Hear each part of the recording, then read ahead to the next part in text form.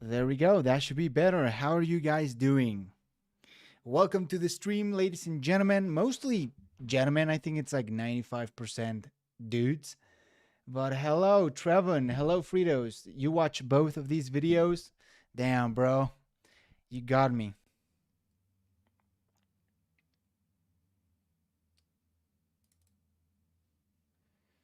You guys know how it works. We need to put the chat in. Boom.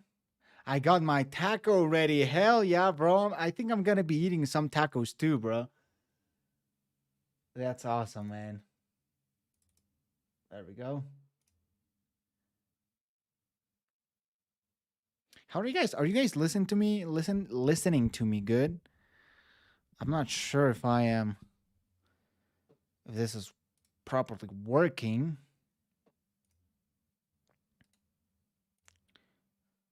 Oh yeah, on tequila on the side. Dude, that's awesome. I don't know if I'm on a drink today, but that's awesome, brother. Tequila and tacos, that's a great combination, dude. We're gonna have a good time. Hell yeah, some very good reactions. We're gonna start with, I don't know which one to start. Should we start with real life lore? This is a brand new video. Why Indonesia is moving their capital city. I don't know if we should start with that one, which is longer, or this one, which is just straight up from Mexico. It's a Mexican crisis inevitable. You know, I don't know. I don't know. Let's just go. Let's just go for.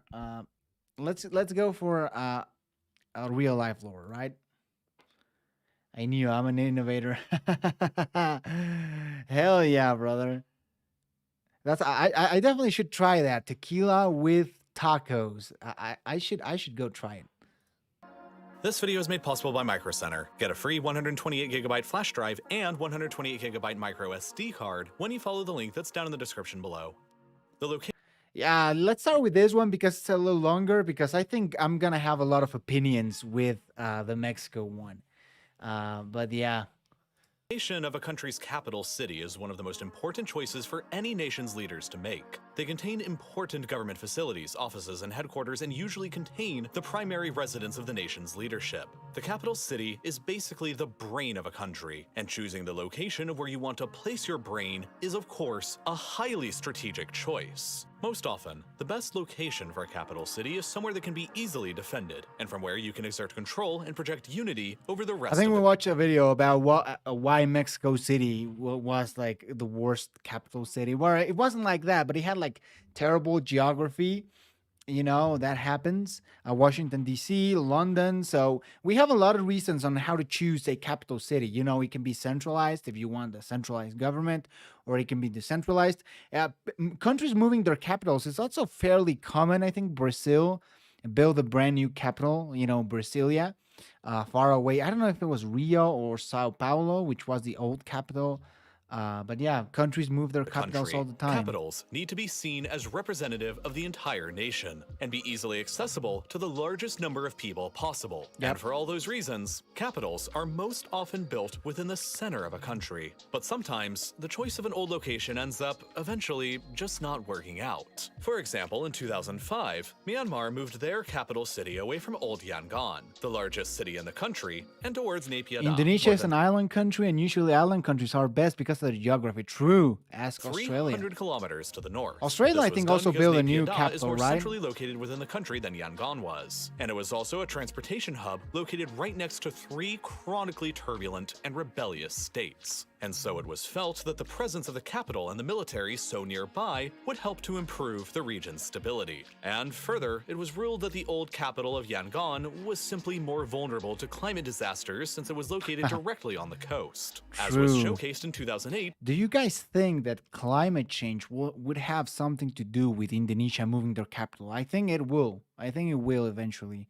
What's Indonesia's current capital? Is it Jakarta? snapped when a cyclone smashed directly into it and destroyed I think it's three-quarters of the Jakarta, city's right? infrastructure. In a similar manner, Brazil also moved their capital city back in 1960 Brasilia, we're away from the talking about it. historical but by then Hello, my overcrowded friend Rio de Juan Janeiro on the Caudillo. coast and towards a Hola, deeper hola. and more centralized location within the Brazilian interior that they ended up calling Brasilia. This decision was largely made in order to encourage inland growth away from the coasts and to make the capital city more regionally neutral. And then, of course, there was the great showdown in Australia back in Australia, 1927, we talked about that when too. neither Sydney nor Melbourne could agree on which city should become the nation's capital, and So, thus they ended up Canberra. compromising by building Canberra roughly in between them from scratch. Now, in the year 2022, there are I think Indonesia does get a lot of volcanoes and maybe some tropical storms. I don't think they get a lot of hurricanes, though. two very large modern countries who are actively in the process of relocating their capital cities for pretty familiar Indonesia reasons. and Egypt is relocating their Egypt, capital away Cairo. from Cairo towards a newer, planned city still under construction a bit over to the east, while Indonesia is relocating their capital city away from Jakarta and moving it more than 1,000 kilometers shit, away to the a island of completely Borneo. different island. This is incredibly significant because Indonesia itself is an incredibly significant country. She has the fourth highest population of any country in the world, lagging only behind China, India, and the United States, and boasts more than 270 million people. For such a large yeah, country, isn't it like the however, fourth Indonesia is rather most unique populated because country? while China, India, and the United States are all major and generally contiguous continental powers, Indonesia is really about 17,000 totally separate islands, all scattered apart from each other. And these islands are not equal. There's five Listen, big land it's fucking mental how you can manage a country with that much islands, all right? Especially when you have to share New Guinea, the island. Is it an island of New Guinea? You also have to share Borneo. It's and just, areas that Indonesia I don't know, controls. man. The entire Fucking islands of messy. Sumatra, Java, and Sulawesi, and half of the big islands of Borneo Hello. and New Guinea. How are you doing, my However, friend? four It's of good these to see island you. territories are fairly sparsely Hope you all populated, enjoy the while stream. thousands We of have some smaller very good islands add little to reactions. the overall population as well. By and large, that leaves the island Yeah, it's fucking crazy that Indonesia has the biggest Muslim country. You usually think about Islam and the Middle East, but no. of Java, India, which alone is home Pakistan, to more than 60% Nigeria, Indonesia, of the entire huge Indonesian Muslims, population, Muslim population. 145 million people. This makes Java by That's far fucking the world's massive, most dude. That's populated island, insane. with even more people than Russia, a country that is Yeah, holy 123 shit. times larger. More And people than Mexico, too. so it's pretty fair to say that this island is basically the center of Indonesia's population and culture. And so naturally, the capital of Indonesia has been located on Java for a very long time, and it's Gosh. located right here, Jakarta. Jakarta has been a pretty Jakarta. major city for centuries, Jakarta. but with little fanfare in the modern 21st Jakarta. century world, the city's metropolitan population has skyrocketed to a Those islands population are as of wide around as the US, 35 damn. million people, which makes Jakarta the second largest urban area in the entire world after Behind only Tokyo, Tokyo, yeah. which, as fate would have it, is also located on another island. Besides serving as the capital of Indonesia, What's up with islands and massive cities, though? Jakarta is also the diplomatic capital tend of to ASEAN, underestimate or the island countries and Association their of population, Southeast true. Asian Nations, which is effectively Southeast Asia. Like Australia, Japan, Indonesia, they have huge populations. Madagascar, too, has a relatively high population, doesn't it? Asia's version of the European Union, and Relatively, so of you can course. sort of think of Jakarta's role here as being similar to Brussels Taiwan. in Europe. Jakarta is an enormously important and significant global city, but it is not without problems that make it actually a not She's so friggin' favorable massive. location for Indonesia's She's a capital thick girl. city in the 21st century. For one, as I mentioned previously, there is a lot of inequality within the country. While Java is home to 60% of Australia's Indonesia's more of a population, continent. Yeah, the that's island also only true. makes up 7% of Indonesia's land.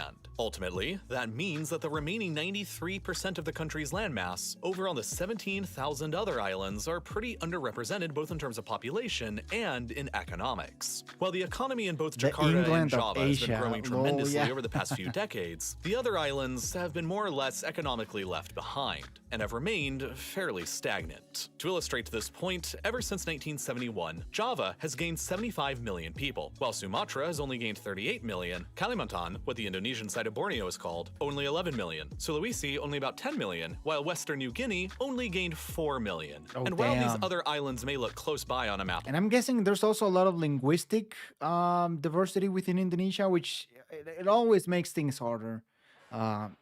You can ask a lot of countries. Maldives has the same situation of being a victim of global warming. Yeah, it's really scary what's going to happen to Like the this, they Maldives. really aren't. If you place the islands of Indonesia over Europe with Java placed roughly over northern Woo! Italy, you'd quickly see that Kalimantan is as far away as northern Germany and Poland. Sulawesi is over in Belarus and Ukraine, She's a while thick Western New girl. Guinea is way over in Kazakhstan. A lot of these places are very far Very away from different Jakarta and are from each therefore other. isolated and remote from the center of power, often across thousands of kilometers of ocean. New Guinea is also fucking isolated. You know, there's always talk about how it's the country with the most languages, and it's also the country with the most uncontacted tribes out there. I mean, maybe I could be wrong with those statements, but it's fucking insane.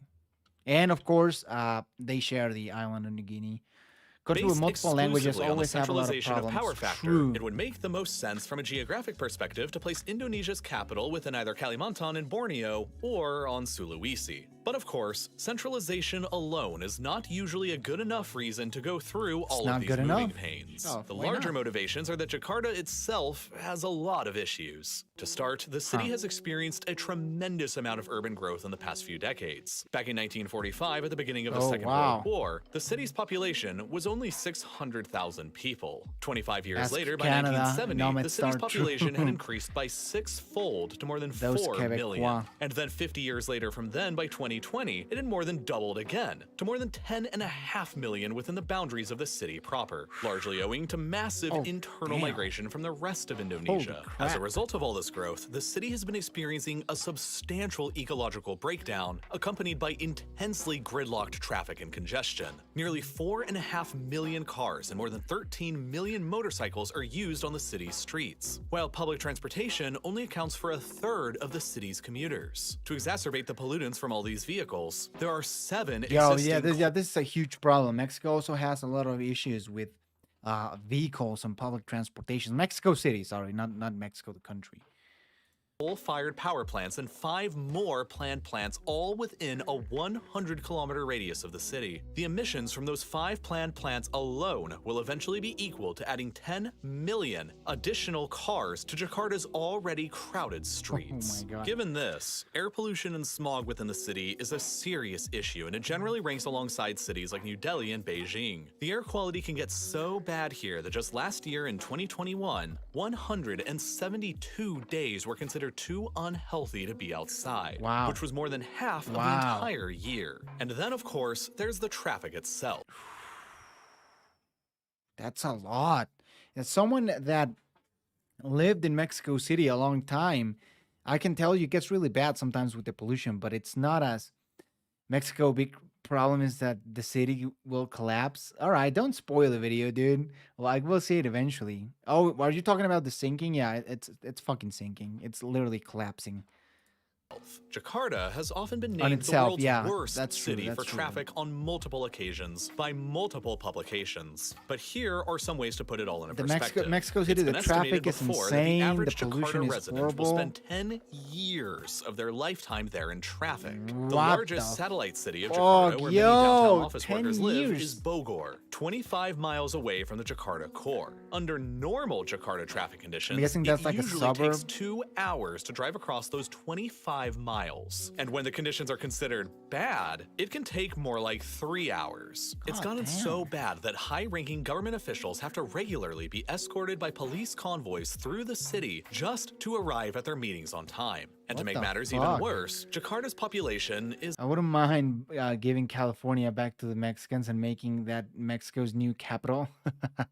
I've heard traffic in LA is fucking still insane too. growing. By 2030, it's projected that there will be more than 40 million people living within the metropolitan area, more than the entire population of Canada, and causing it to surpass even Tokyo to become the world's newest, largest city. But out of all of Jakarta's many problems, Oh, no, it's the water poverty, that is the yeah. most severe. Water. As with many coastal cities across the world, Jakarta is not unique in dealing with the threat of rising sea levels. But Jakarta's specific situation is rather unique because on top of dealing with sea levels rising, the city is simultaneously sinking. Jakarta's sinking problem is very well, similar to apparently both Mexico they face City the and same Venice, problem as both of which Mexico, I've made though. videos about in the past, but this is the gist. Just like both of those cities, Jakarta was established within a swampy Wait, environment what did he said? Did he mention Mexico City? Levels rising, the city is simultaneously sinking. Jakarta's sinking problem is very similar to both Mexico City and Venice, both of which I've made videos about in the past, but by the way, to everyone watching on YouTube, I have a reaction video on, I think, either both videos or at least the Mexico City one.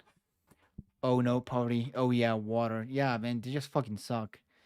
Was the video you watched about Russia being the same size of Pluto? I don't think it was from that YouTuber, no.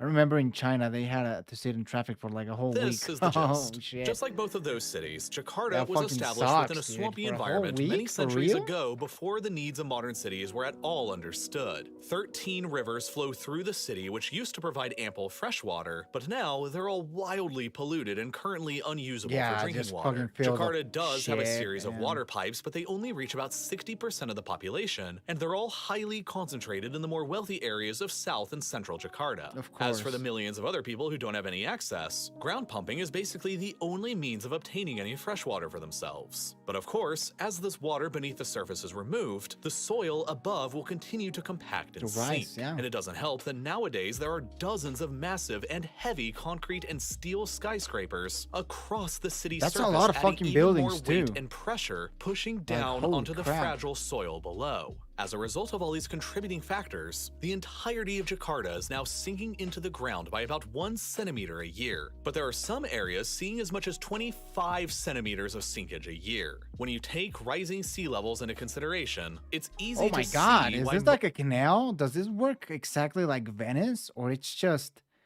a river going through, almost touching the buildings, dude? Look at that. Holy crap. Honestly, although Hawaii's in a country, they face the same problem. Wow, really? I guess a lot of these island nations truly face a lot of shit. most of the city will very Due to shortly climate be change in grave danger. And while floods are already a Oh chronic my problem god, that the dude, city this faces, sucks. it's nothing compared to what might happen in the future. The entire city rests within a Oh, flat basin, dude, and this is according to some bad. estimates, 40% of Jakarta is already sitting beneath sea level, while many others predict that by 2050, only 20 And then you combine this with Indonesia facing tropical storms and typhoons, and then climate change. It's just really fucking bad. Like, I would say it's even worse than Mexico City, to be honest. They don't have water. They are sinking like Mexico City, but they are also facing typhoons, hurricanes, and it's a coastal city. Mexico City is not a coastal city. Indonesia should do what the Netherlands and use the water to their advantages.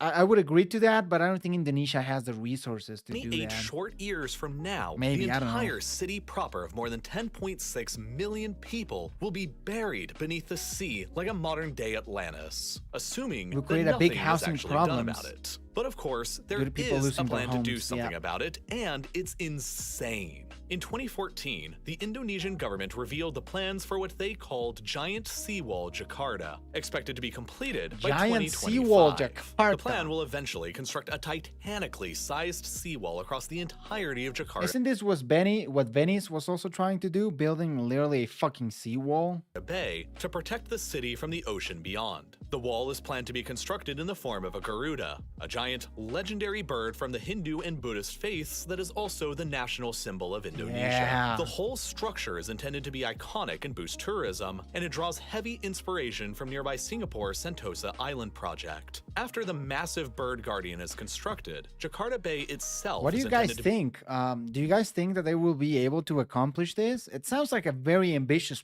project. Indonesia's economy, it's not, I guess, the healthiest, but they do have a big economy. Of course, they are a massive country. I think they might be able to do it. I think they could eventually. I mean, they have to, right? They have to protect their largest city, or else they're literally gonna get screwed.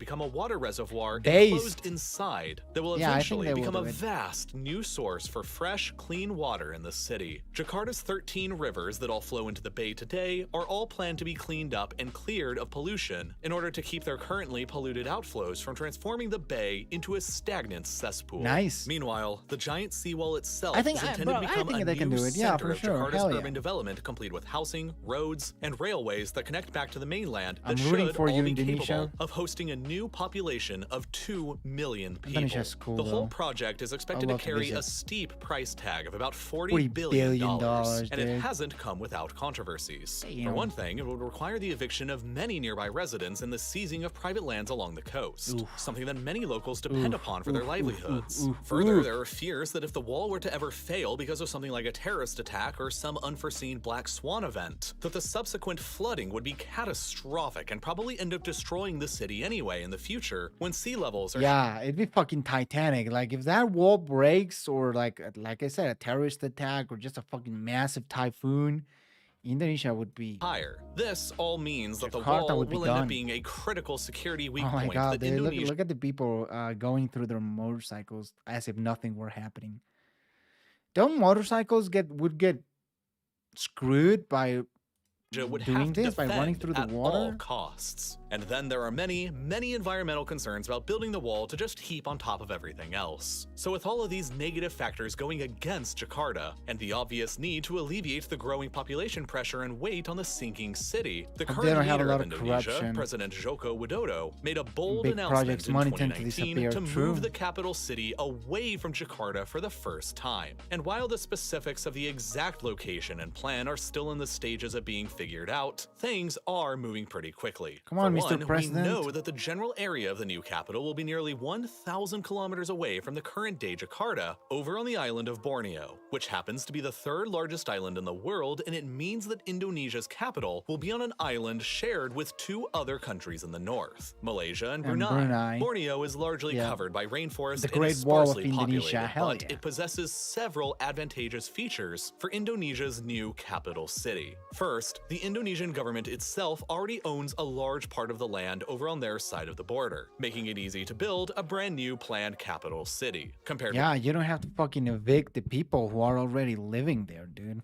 with Jakarta, the risk of disasters here are rather minimal, whether it be from floods, earthquakes, tsunamis, or especially from volcanoes. Volcanoes, yeah, Indonesia's they have a lot of geography fucking is dominated volcanoes. by volcanoes, and many of their eruptions in the past across the archipelago have been some Indonesia of the has most had a history of destructive disasters in all of authoritarianism. human history. The top two most powerful volcanic eruptions ever in recorded human history both took place in Indonesia, at Oh. Krakatoa in 1883 and at Mount Tambora in 1815. Wait till both of which Yellowstone caused happens, dude. enormous destruction. 74,000 years ago, the Toba supervolcano erupted on Sumatra and was so destructive that it caused a 6-year-long global volcanic winter and may have almost led to the early Yeah. extinction of the entire human species. That's Today, fucked there up, are at yeah. least 127 active volcanoes across the country, and more than 5 million Indonesians live within their danger zones. But if you notice on this map, Damn. there aren't Look at that. Look, especially the island of Java. It's just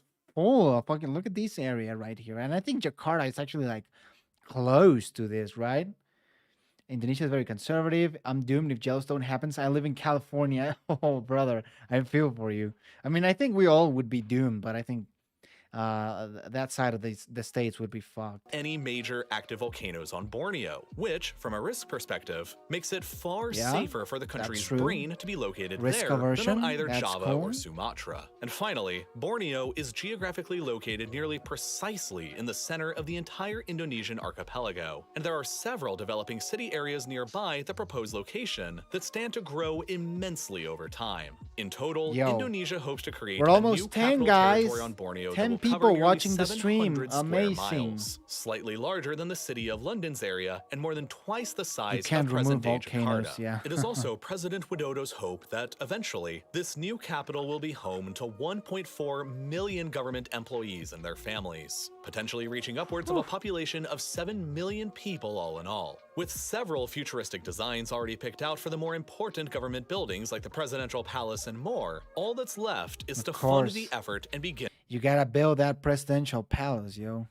construction. The total estimated price tag for building the new capital here is around $34 billion.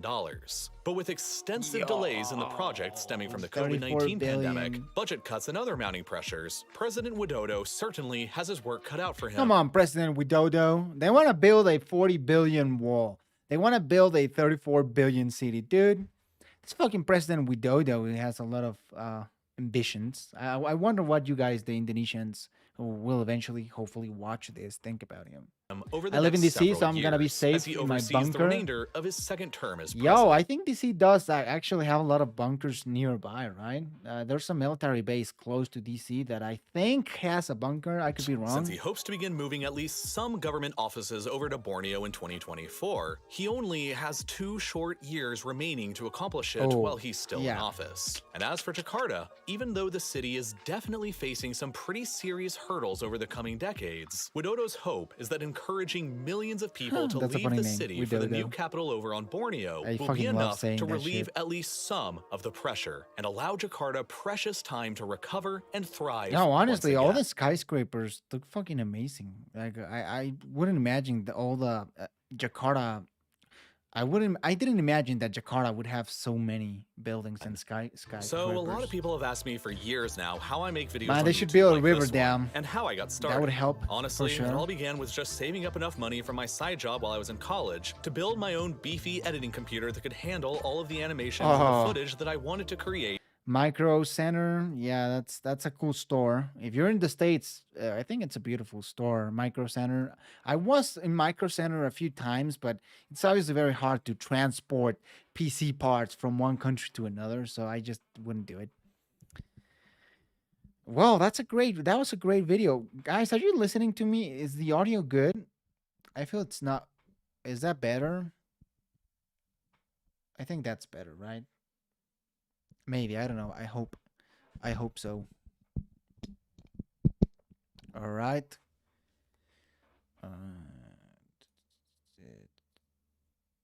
Is that good? Is that better? I don't know. They should. Well, anyways. Jan. Is a Mexican crisis inevitable? What? I don't know. I don't know what I think about that one. Is a Mexican crisis inevitable? The first audio is good. Oh, really? So this one, is this one good? Okay, this should be good, right?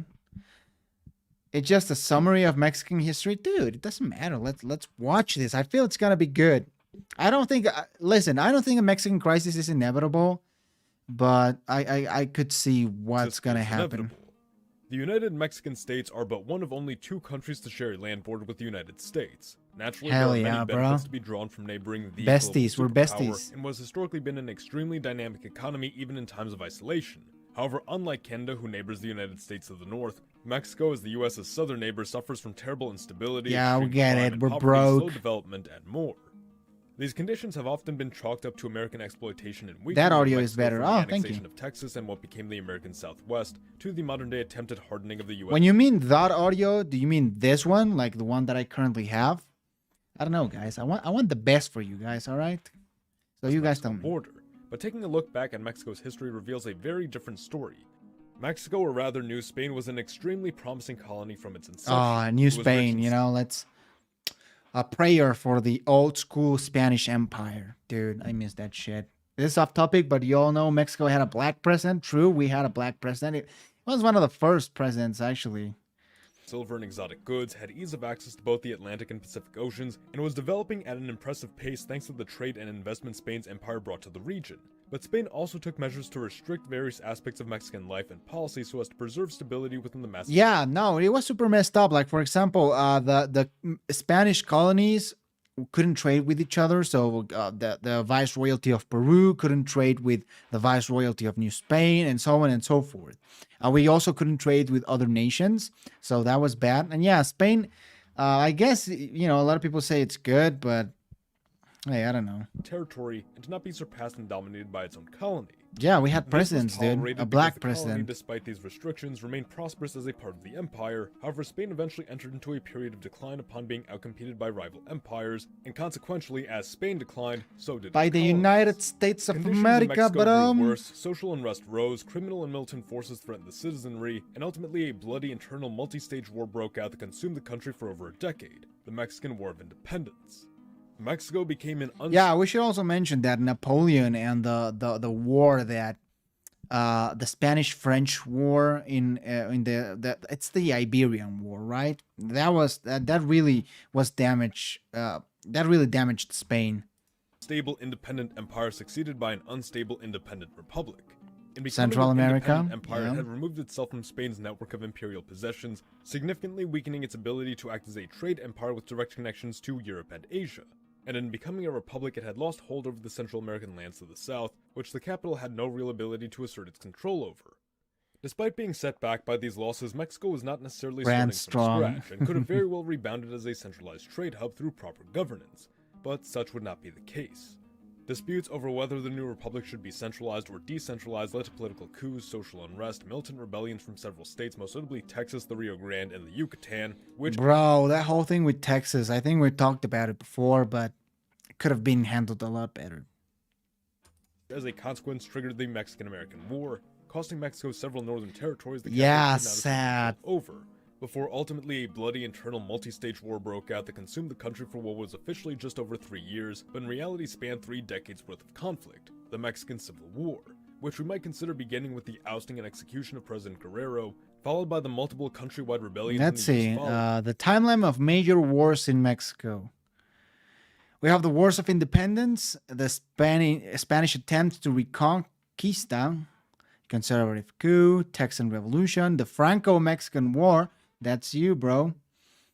Chapo, maybe in future reactions you should look into Gran Colombia, one of the few super countries in the Americas. That is just pretty interesting. I definitely should look into Gran Colombia, absolutely. Yutla Revolt, the Yucatan War, that was long as fuck. The second Franco-Mexican War, thank you, France. Mexican Revolution, Border War, Cristero War, yeah. Efforts of centralization, ultimately ending with the Reform War, which returned the liberals to power. As a result of this conflict, Mexico was left economically destitute, unable to repay war debts, and thus France invaded the country immediately following. Thank you, France. By the end of the Second French Intervention, Mexico had known only 12 non-consecutive years without a major war since its independence, and the civilian population was continually threatened by... Mexico was the USA of the Spanish crown. That's true. New Spain was one of the wealthiest parts of the Spanish Empire and one of the most powerful. Marauding groups of bandits and hostile... The fact that France and Mexico had 2 wars sounds so random. I know, right? I have a friend who's from France, and I was talking to her the other day, and I was like, "Did you know that our countries went to war like 2 times?" And she was like, "No, really? I had no idea." So I guess this is something that people don't talk about in France when it comes to history. Porfirio Diaz. Diaz utilized government power There's to your usher boy, in an era of political Porfirio. and social prosperity and of developmental and economic growth. Industry and agriculture boomed, foreign policy placed the country in a respectable standing, standards of living took off, American investment rose, infrastructure was vastly expanded, the country became further integrated around the capital of Mexico City, and for roughly 4 decades Mexico experienced no major conflicts, leaving this period to sometimes be referred to as the Pax Porfiriana. Diaz created stability, and stability brought confidence in Mexico's future, both from its citizens and from foreign investors, but unfortunately for Mexico, this prosperity would not last. Despite the success of the Diaz regime, it was no secret that such success came at the cost of political suppression and government force. Some began to question what became of Mexico's ideals of freedom and democracy, and so it was determined that with the new century... Well, I mean, this guy was a brutal dictator, so let's not... I mean, yeah, he modernized the country, but he was kind of bad. That's true, the US was set to dominate... what was to set a domino effect across the American continent, and it was inevitable. Would undertake democratization as its next great challenge. Diaz was challenged politically and lost election to a more liberal candidate, who Diaz proceeded to remove from power by force, only to be removed from power himself in a chaotic chain of events that ultimately caused a bloody internal multi-stage war which consumed the country for nearly a decade or 2, the Mexican Revolution. The revolution gave rise to a type of warlordism that called for greater decentralization and redistribution of land in opposition to the new liberal So people were angry with Mexico City and how people in Mexico City control the country. We talk about that in class, but like it's very fast. Napoleon III tried to invade Mexico. It was a fail. Now let's talk about Prussia. Oh shit, that's true. One of the reasons I think France was out of Mexico, 1 was the US and 2 was Prussia. So I guess you guys had a lot to deal with. Which was deemed too moderate and no different from which was huge. German unification, that was the massive. Liberals overcame the radicals and established a soft authoritarianism through the creation of a one-party system. Oh, the PRI, The newly formed Institutional Revolutionary Party proceeded to suppress both political and militant rivals who sought decentralization, revolution, Hello, and Miss secession. Thomas. How are you, my dear friend? Development of national business and infrastructure was once again taken up. This has a lot of opinions because a lot of people said, especially like in the 70s, for example, that Mexico was lucky because it avoided a lot of things that happened in South America, like dictatorships or coups. Mexico, after the revolution, did not have that. So it was stable. But at the same time, a lot of people called Mexico the perfect dictatorship because it was a one-party state. So it wasn't like very free or very, seemingly following the footsteps of the Diaz slogan, you know, order and progress. For just over 70 years, the PRI would dominate Mexican politics, and as a result, the economy boomed, crime was suppressed, the population rose dramatically, and domestic institutions were fostered and made more closely integrated. I just watched a documentary on how Mexico nationalized the banking industry, and that was a fucking terrible decision. Mexico City's control over surrounding lands was vastly expanded, giving greater strength to the central government and tying the various states of the country closer together. All the while, a closer friendship was built with the United States for the mutual benefit of both parties. That's good. However, I like the public's that. perception of Mexico's democratic institutions began to fracture, and the face of authoritarianism became more clear to the common citizen, who now questioned what the purpose of the revolution was if all it had done was replace the dictatorship of Diaz with a new dictatorship. Opposition rose against the PRI and responded by increasing its suppressive actions and adopting more underhanded means of retaining power, including the use of... I'm surprised Mexico didn't turn into communism. I think it was close a few times, but yeah, no communism for us. Criminal groups. And so civil unrest rose, divides emerged between the previously... Which I think it's good because, I mean, what do you think would happen if Mexico turned into communism? We would be fucking invaded by the U.S. We would have like, maybe not an invasion, but definitely a coup. Supported by the U.S. So politicians, the ruling party began just to avoid fracture that. from within. Corruption rose by the year. New economic crises were experienced and met with poor policy. Conflicts broke out with new militant groups. The ruling party plummeted in popularity. The United Kingdom did help a Finally, lot to of alleviate countries in these South problems, America, new measures were taken to promote democratization, especially ultimately Colombia, breaking right? one-party rule by the year 2000.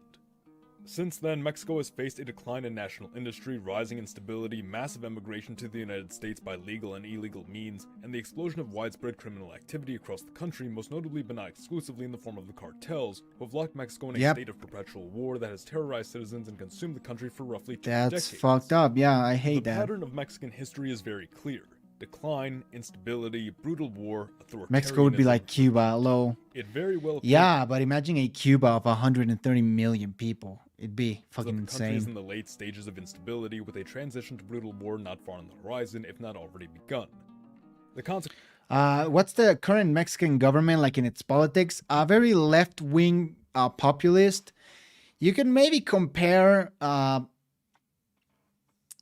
our current president with a figure like Bernie Sanders, or I think in the UK there's Jeremy Corbyn, right? That's his name, of the very progressive guy. But at the same time, he's very populist, and a lot of people think he's not like right from the head. It's very divisive president, one of the most divisive Consequences presidents. of this are somewhat predictable as well. Loss of land could very well be expected and is nothing new to Mexico as an entity, as its capital, situated in the rugged Mexican plateau, struggles to exert its dominance over the periphery of its domain, and this has been a leading cause behind desires for decentralization since the very beginning. The states which comprise the country are plainly very different, and geographic divides have naturally given way to significant economic and cultural divides which undermine the authority of the capital.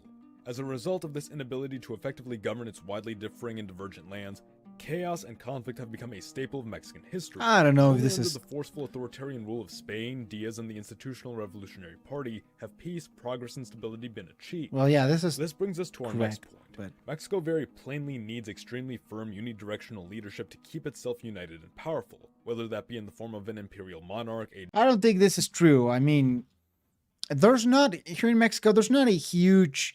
for example, think about Scotland or think about Quebec. There's not, or in Spain, Catalonia, right? There's not there's not any movement that calls for independence or decentralization. There's nothing like that. So we definitely don't have that issue. I don't think Mexico will collapse or will separate or will divide. a dictator like Diaz, or a one-party government. Or I don't think The any only of this viable will happen. alternatives have been repeatedly made clear by those who have opposed such regimes in the past: decentralization or secession. Regardless of whether Kraut or not the already state holds explained together, a return to Mexican authoritarianism will almost certainly follow in response to escalated conflict and economic decline as the public becomes more desperate for solutions to these massive problems facing their country. The US of Z thanks you for watching. Support your The leader by- US of C, damn. Yeah, but I mean, Kraut already explained some of the differences that Mexico has, and that's true. The North and the South are very different, but they're not different enough to cause a divide or cause a war or cause some sort of independence movement. I don't see that happening, at least not on the near future. Maybe in like some remote future, you could see Mexico dividing, but I really don't think that's gonna happen. I just don't. I really don't think that that will eventually happen. Let's look at the geopolitics of Mexico.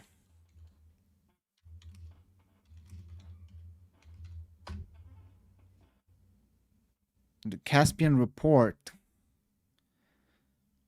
Yeah, let's watch that. Dude. Located in If Scotland ever got independence, at least England can go back to being known as the Kingdom of England again. That's true. People that call the United Kingdom England would be kind of correct. I mean, you still would have Northern Ireland and Wales.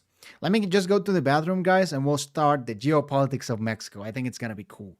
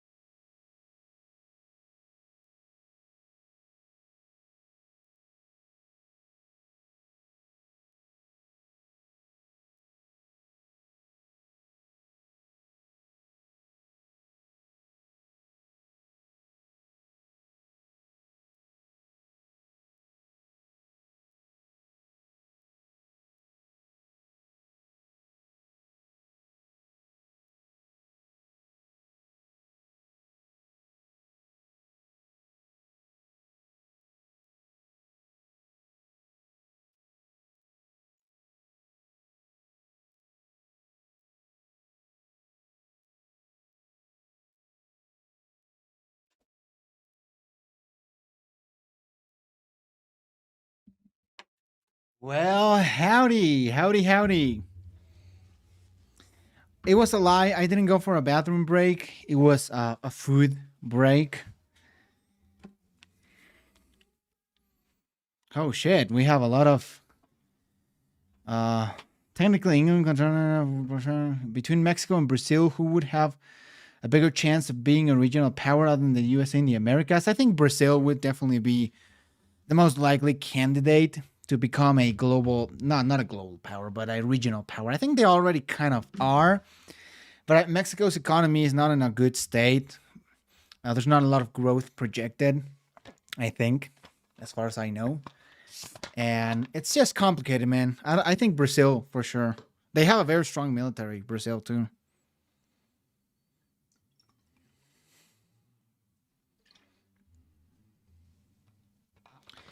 Brazil has a bigger upper hand than Mexico. It's been more stable than Mexico since its independence. Not saying really that's stable, but it's definitely better organized. That's correct, my friend. And look, you were talking about tacos, my friend. So let's go. If y'all are ready, I think Brazil influences a lot of the Portuguese-speaking nations out there. In the backyard of a superpower, Mexico is often overlooked in global affairs as being beholden entirely to the will of Washington. That imprint is unbecoming. Mexico has long maintained an independent foreign policy as a steadfast middle power, though that process has not been without effort. So let's have a look at the geopolitical profile of Mexico. I'm your host Shivan and welcome to Caspian Report. Today's episode is sponsored by Raycon, which offers a line of wireless audio devices available on buyraycon.com/Caspian. Yeah, go buy some fucking red Raycon. E25. They sound just as good as other premium brands, but the neat thing is that they're about half the price. And what I like about them is that they're comfortable, discreet, and have a playtime of around 6 hours. There are a lot more plus notes, so the link very easy, not box below. Governing a mountainous territory is never easy, not to mention one that is almost 2 million square kilometers. Beginning at Tijuana, the US-Mexico border stretches over 3,100 kilometers to the Gulf of Mexico. Yeah, this is While true. the western half of the border is a straight line, the eastern half follows the Rio trajectory Grande. of the Rio Grande River. The entirety of the western border dissects the inhospitable deserts of Baja California, Enjoy that spicy taco, man. Thank you so much. Sonora, and Chihuahua from the robust economies in the south of the United States. And yet, despite the harsh terrain, the US-Mexico border remains the most traversed international boundary in the world, with approximately 350 million crossings annually. Oh my god. South of the border, about 70% of Mexico is made up of mountainous terrain. To place things into perspective, Mexico is so mountainous that if the country were flattened, it would be the size of Asia. Appreciating this fact of existence is key to understanding Mexico. The Sierra Madre Oriental mountain range in the northeast and the Sierra Madre Occidental in the northwest dominate Mexico's geographic landscape. I'm gonna tell you something interesting. We should react to Extra History Joan of Arc after. I know it's not about Mexico. I'm a little bit out of stuff. Yeah, we could react to some other videos. Does Mexico has their own wall in the southern part of Mexico, blocking Central America? That they do. They do have a wall at Central America. And Mexico, the language of Mexico is getting very anti-illegal immigration, actually. People just really don't like illegal immigrants from Central America, which is kind of funny, but Mexico is so mountainous that the first time I was a kid and I went to the US for the very first time, that was my very first time outside Mexico. I was like, wow, there's no mountains. Like the US was flat, or at least Texas was flat. Because on Mexico, when you're in Mexico, every time you look at everywhere, there's mountains. You know, your eye could see a mountain. So when I went to the US, I was so shocked that there were no mountains between my eyes. Like two great shoulder blades, they run past the country's eastern and western flanks. In doing so, the two mountain systems detach Mexico's coastlines from its interior. To the west, the Sierra Madre Occidental gives way to a thin strip of coastal desert and the Gulf of California, beyond which lies the Baja California Peninsula. Baja, barren and sparsely populated, the peninsula is nonetheless crucial to the defense of Mexico's Pacific coastline. In the east, meanwhile, the gradual descent of the Sierra Madre Oriental towards the Gulf of Mexico turns the coastal regions into a fertile plain that is well suited for farming and is considered as the agricultural base of Mexico. However, unlike in the west, Mexico's eastern coastline has no maritime boundary and is completely exposed to the threats emanating from the Gulf. This maritime vulnerability has been demonstrated repeatedly in history. Nearly every foreign invasion of No fucking shit. Fun fact, a French guy tried to make a French kingdom in Sonora. Wow. I hope there's some videos about that. That'd be interesting. Didn't Mexico control Central America in the 19th century for a time? Yeah, it was like for a very short period, but Central America was part of Mexico. I'm from Georgia. When I went to California and saw other mountains, it blew my mind. It's true. It really blows your mind, doesn't it? Mexico, from the Spanish in 1519 to the Americans in 1914, has started at the port city of Veracruz. Defense of Veracruz is therefore paramount to the security of the Mexican government. Between the twin Sierra Madre mountain systems lies the arid and sparsely populated Mexican plateau, which rises to meet the Sierra Nevada transvolcanic belt in central and Every time a country invades Mexico, they always do it through Veracruz. I think the U.S. forces went to Veracruz. France, of course, went through Veracruz. southern Mexico. At the point of convergence, the Sierra Madre mountain ranges and the Sierra Nevada transvolcanic belt separate North Mexico from a place called the Valley of Mexico, which is the seat of the government in Mexico City. Both protected and confined by its surroundings, Mexico City resembles a mountain fortress besieged by unforgiving geography. It acts as the political heartland of Mexico, and it is the closest to a geographic nexus that the Mexican geography has to offer. Today, around 21 million people live in the metropolitan area of the capital, Including and me. Mexico City extends throughout most of Mexico Valley. So control over Mexico City grants one decisive leverage over the rest of the country. Further south, the mountains give way to the dense jungles and swamps of the Isthmus of Tehuantepec, which splits to form the Yucatan Peninsula in the east and the Chiapas highlands in the south. With such a divergent landscape, whereby many regions are geographically isolated, it is no surprise that most of Mexico And that was the previous guy's, Monsieur Z, problem with Mexico. He was saying because of its geography, Mexico will collapse, but I don't think that's the case. I don't think Mexico will collapse due to its geography that tends to isolate a lot of regions. Why do people gotta invade the blackest parts of Mexico? Lol, true. That's kind of funny, isn't it? But yeah, it history just happens, is a bro. tale of struggle between the centralization of power. Some in French Mexico immigrants City also have and some the mad village near decentralization of power Veracruz. to the Wow. peripheries. We need That more French narrative people here, though. exists even today. We need better While the pastry. Mexican flag is hoisted across the country, each outlying region pursues its own interests, separately from the capital. Take, for instance, the Rio Grande Basin in the northeast.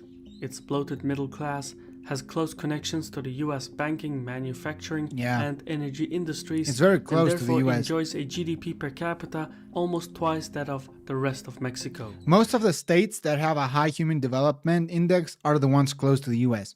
Baja, Nuevo León, which has the second largest city, Monterrey. Chihuahua, I think, might be getting a little higher on the list. A similar situation can be observed in Baja California, whereby border cities such as Tijuana and Mexicali have sophisticated backdoor private dealings with the business elite in San Diego. Yeah. To sum things up, North Mexico, which is home to a fifth of the Mexican population, has more in common with the United States than it does with the rest of Mexico. As a result, the North has developed an identity. Go ask people in Martinique to move to Mexico, lol. Is North Mexico richer than Mexico City? I would say no. Excluding maybe some parts. For example, this city right here that you guys can see that I'm pointing with my mouse, it's called Monterrey. That city is wealthier than Mexico City. But overall, Mexico City is the wealthiest part. excluding like a few cities. Quite unlike the rest of the country. This fact is not lost on Mexico City, where lawmakers view the North at risk of secessionism and foreign intervention. Mexico City is so suspicious of Washington's close relationship with North Mexico that at the height of the Second World War, despite the threat of Japanese power in the Pacific Ocean, Mexican officials refused to allow the stationing of US troops in the Baja California Peninsula. Yeah. So maintaining control over Imagine North that, a united California, Baja just unites with California and you just have a long ass state. Mexico is a task the central government takes sincerely. In the Mexican plateau, the story is distinctly different as well. Destitute, mountainous, and underdeveloped, There's the a Mexico plateau City serves named as a buffer Chihuahua. against the United States. However, the same conditions that restrict mobility have Ciudad also Juárez and El Paso historically can be technically rendered one city it because the a same cradle cultural of but different revolution flags. and a crucible of crime. For Washington, such instability is a security risk because the illicit activities and violence often spill over into the United States. In turn, Washington is forced to intervene in Mexico's affairs. To prevent Washington's unilateral intervention, Mexico City embraces bilateral security cooperation in the Mexican plateau as a means of restoring Washington's confidence. Though it is a breach of sovereignty, there's just no way around this. Being neighbors with a superpower requires some flexibility, and this cooperation provides lawmakers in both Washington and Mexico City. Don't worry, guys. Y'all got them folks in New Mexico. Imperial Japan once asked Mexico to develop a port in Baja California. True. This is also true. With necessary There's a lot of Asian influence in Baja. breathing room. So despite the turbulent relationship, the two nations have mutual security concerns in the Mexican plateau. Looking over its peripheral regions is Mexico City. Located some 2,200 meters above sea level, Mexico City is protected by its altitude and mountainous But it's sinking. It's fucking sinking, dude. surroundings, and it has played a crucial role since its founding by the Aztecs. However, the capital is lacking in interconnectivity with its coastal holdings. This proved to be the downfall of the Aztec Empire. Half a millennium has passed since the Spanish conquest, Damn. but despite the past Look at that city. Imagine that in every little house could live a family of 3, 4, 5 people. And look at just how many houses are there. passing of time and the advances in technology, fucking insane. Mexico City is still incapable of I saw some of the Geography Now videos. Love your reaction. I was hoping if you could do a reaction on a video Geography Now Fiji. Absolutely, friend. Thank you so much for your support and your securing its comment. I eastern really appreciate it. coastline. With the capital's power projection being confined to its interior, a well-armed naval power, such as the United States, poses a direct threat to Mexico's integrity. Seen in this light, the loss of Texas, Alta California, and Nuevo Mexico in the sad Mexican-American War of 1846 Sad Mexico. Low Mexico would be the last country the U.S. wants to be turning to China. Yeah, America would defend. Yeah, oh yeah, totally. I guess that's the good thing, as a Mexican, we don't really need to have an army, If shit goes down, then the U.S. got our back. Absolutely, 100%. I don't feel we would ever be invaded by anyone. was a natural result of Mexico's vulnerabilities. To policymakers in Mexico City, the objective is clear. Whoever controls the eastern coastline controls the capital, and whoever controls the capital controls the highlands, and thus ultimately the rest of Mexico. As long as Cuba and Florida remain in the hands of foreign powers, Veracruz remains a knife pointed at the heart of Mexico, an existential threat acknowledged even by the most idealistic of defense analysts.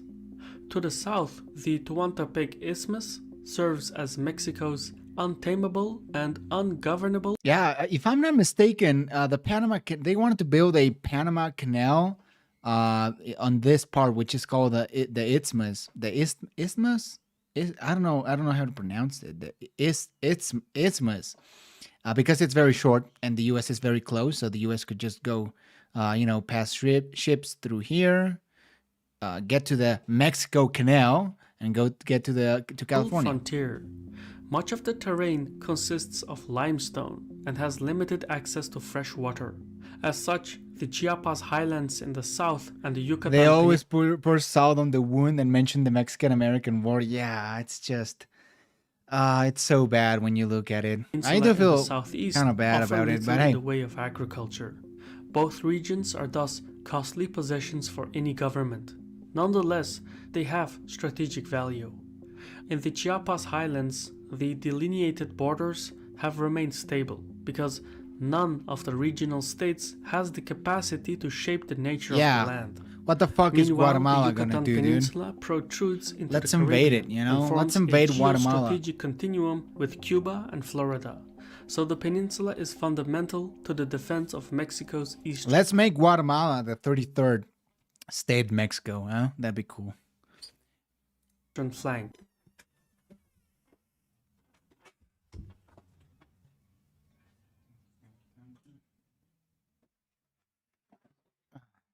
Sorry about that. A little pause. And the exercise of power in the Caribbean. Without the Yucatan, Mexico would have a hard time defending itself against even minor naval powers. Yep. Be that as it may, the area extending from the Chiapas to the Yucatan is difficult to govern, and the authority of the central government is seldom felt outside of major cities. And although the 21st century has brought with it the opportunities for alternative revenue streams such as tourism, the South remains disproportionate. Trying to start an international incident, lol. Underdeveloped, especially the Chiapas, with its GDP per capita of $7,200. Not surprisingly, the South is a hotbed for organized crime and low-level insurgency. Yeah.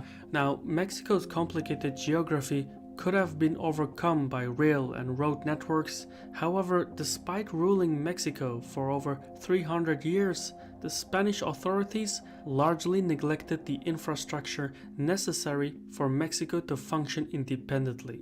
So when Mexico became an independent state, it started with a blank slate. The most rapid era of modernization occurred during the reign of military general Porfirio Diaz in the late 19th and early 20th centuries, a period referred to as the Porfiriato. The central government made enormous strides towards economic, social. Mexico should annex Central America and Cuba. Yo, I'm down for it, honestly. You know, let's do it. And technological change. But it was eventually overturned by the peasantry from the countryside. Chapo's wife running wild in America. As Mexico entered the 20th century, its isolated geographic pockets erupted in civil disobedience, and the state fell into a 20-year political crisis known as the era of the Mexican Revolution. Emerging as the victor was the Institutional Revolutionary Party, or PRI for short, which would rule Mexico from 1929 onwards through a system of soft authoritarianism. Thanks to high oil prices and a booming textile market, I guess soft authoritarianism would be the correct word, but you know, again, it's not great. You know, soft authoritarianism is not good. PRI gained the confidence to align itself with factions opposing Washington, such as the socialist governments in Chile and Nicaragua. At the height of its independent foreign policy. Can you react to main watchers on your Spanish channel? Yeah, I haven't uploaded a lot on my Spanish channel, but yeah, I would do that, absolutely. Mexico was the only Latin American state to oppose the economic embargo against Cuba. It was a daring display of policymaking, but the PRI never went as far as openly aligning with the Soviet Union. Much of the success of the PRI is owed to the favorable economic prospects, but also to its policy of... That's true. Similar to Switzerland, and of course we don't go that hard, but it's in Mexico's constitution, neutrality. So that's why in the Cold War, we were sort of supporting of America, but we never really joined NATO, for example. We never did anything like that because we are a neutral country, supposedly, right? So we wouldn't join the Soviet Union either. Why stop there? Going to Colombia. Oh, I love that. A neo-Mexican empire, you know? incorporating That's the threats dream. into the political process. Compromise is usually a good sign in politics. In Mexico, however, it effectively resulted in the government turning a blind eye to the rise of the cartels, which over time allowed organized crime to be embedded in Mexican society. The second most critical phase in Mexican history occurred in the 1980s with the collapse of oil prices. As Yeah, that was energy also really revenues bad. declined, Mexico City reluctantly embraced Washington and in doing so opened its economy to foreign investment and trade. Gradually, Mexico lost its opposition attitude and became a bridge state between the United States and Latin America. The ratification of the North American Free Is it me or the stream has become darker? What do you mean? Like the picture, the camera? Trade Agreement and the North American Security and Prosperity Partnership were the final steps in this political evolution. Like a black filter. What do you guys think? I haven't done anything to the camera, so Greater Mexico would be a big dream from Baja California to Cuba to Panama. Amen to that. But the act had some unintended Let's make it happen. consequences. As part of its new security arrangement with the United States, the Mexican government stumbled into conflict with the regional cartel networks and the secessionist militias. At one point in 1994, a far-left paramilitary group known as the Zapatistas briefly Yeah, we're talking about communism, and this group of people in the southern state of Chiapas were trying to commit independence. They were like a rebellion. This is the closest thing we've had to like a rebellious state or a rebellious region, like our Catalonia, our Scotland, our Quebec, and it wasn't in the north; it was in the south. So I really don't understand the people that say that the north will get independence. seized towns in the Chiapas area and even I leave, come back, and the filter is gone. That's on the amazing, regional bro. capital. I'm glad to hear that. In the year 2000, the PRI relinquished power to the next generation of lawmakers. However, the task of maintaining unity remains the number one priority for Mexico. The state must integrate its outlying regions with the capital, particularly North Mexico. This Yo, we're talking about our new Mexican empire. objective cannot be pursued by force. It must be accomplished through a democratic mandate. That said, some physical force is required when dealing with the cartels. Here, Mexico City must collaborate with Washington to break the clout of the cartels. For even greater efficiency in the fight against organized crime, the Mexican government must provide an incentive structure for those who would otherwise be drawn to illegitimate organizations. So, some social programs are necessary in the long run. Next, the state must secure its eastern coastline. Veracruz remains the gateway into the heartland of Mexico, and that gate must be secured from foreign influence. The most cost-effective way to accomplish this is by creating an interdependent relationship with the United States, whose navy dominates the world's Nah, fuck that. The best way to do that, just straight up invading Cuba. oceans. The Mexican government could, for instance, bolster its diaspora lobbying groups in Washington, though this must be done with care as not to provoke a backlash. Should Mexico succeed in unifying its territory under the authority of the capital, it can then entertain the idea.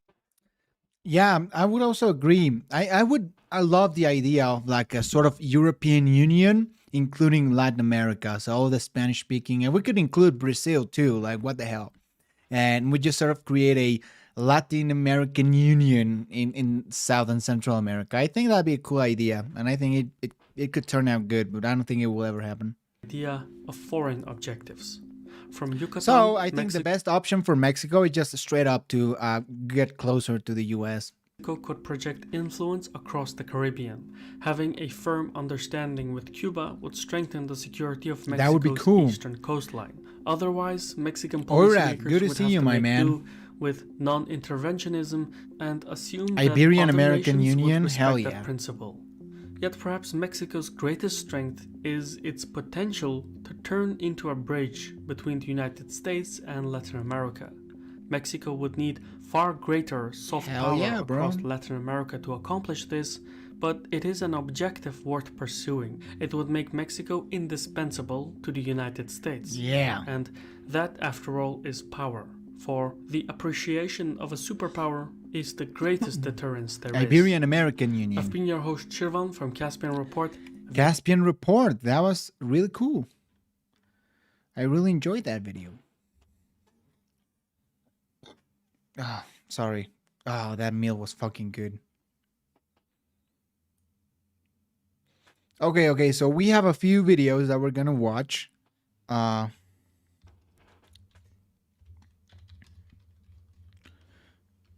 We were gonna watch this one. Guys, it has been almost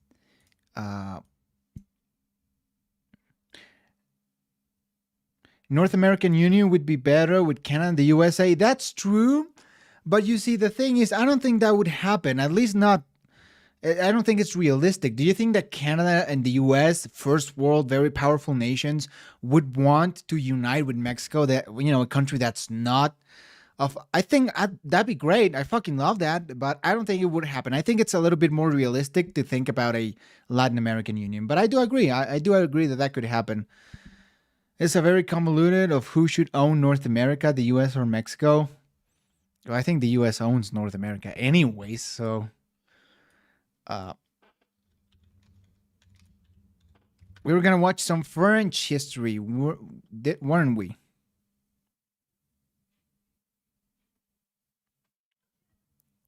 But what was the video about Joan of Arc? Oh, epic rap battles of history. You know, you guys remember that?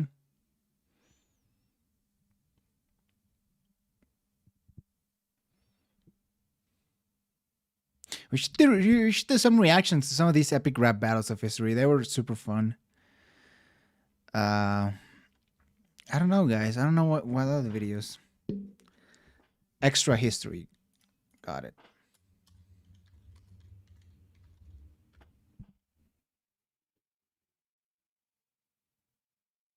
Oh, it's this one?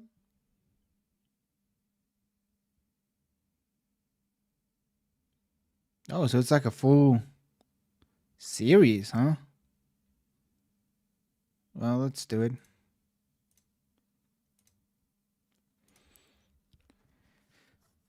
Oh, Kraut's Russia video. True, I wanted to watch that from a very long time. Great, we already have a good stream on our hands. Gosh, this one's gonna be so fucking great. How vodka ruined Russia. What? Right? That's the one.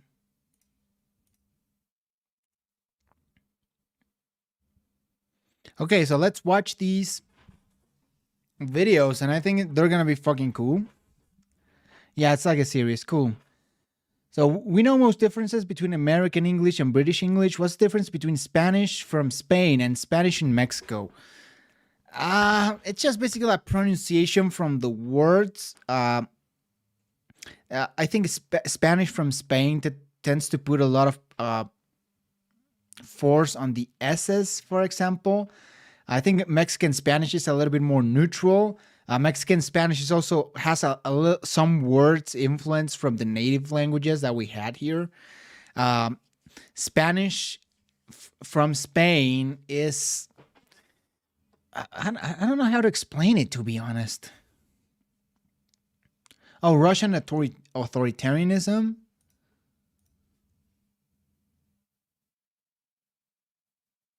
Russian authoritarianism.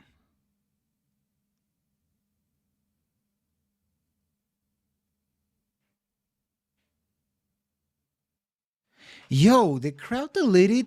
Oh. Sorry about that. I was like, yo, the Kraut deleted some of his videos, but no, you know, it was right there. It was right fucking there.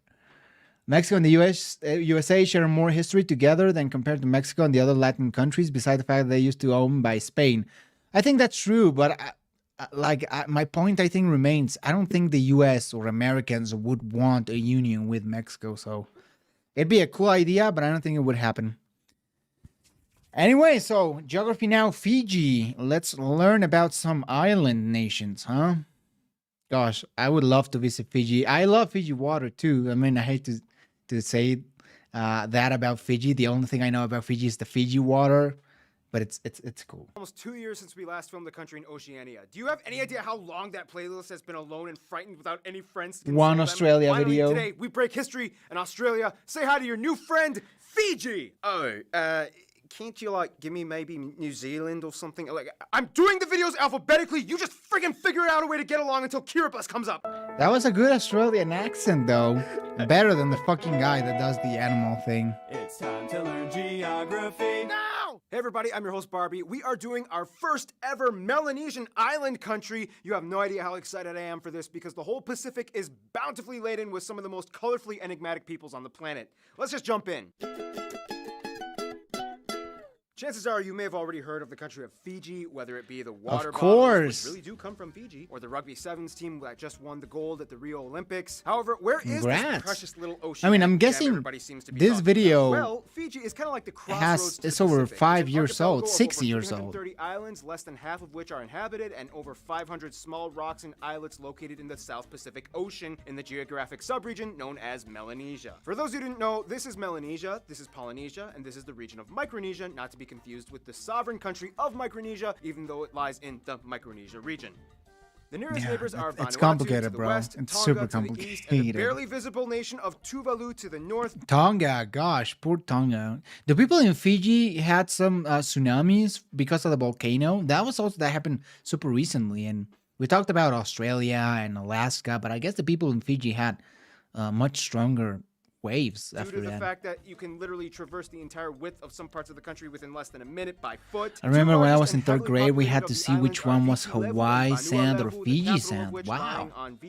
That's so cool, The country though. is divided into 4 divisions, 2 of which lie on Viti Levu alone, which then are divided into 14 islands. Viti Levu, the main island, I'm guessing? In the northern division, the island of Taveuni actually lies right on the international date line Oh. on the anti-meridian at 180 degrees Whoa. longitude. To avoid the hassle of national date line Yo, on the that's anti-meridian cool. at 100.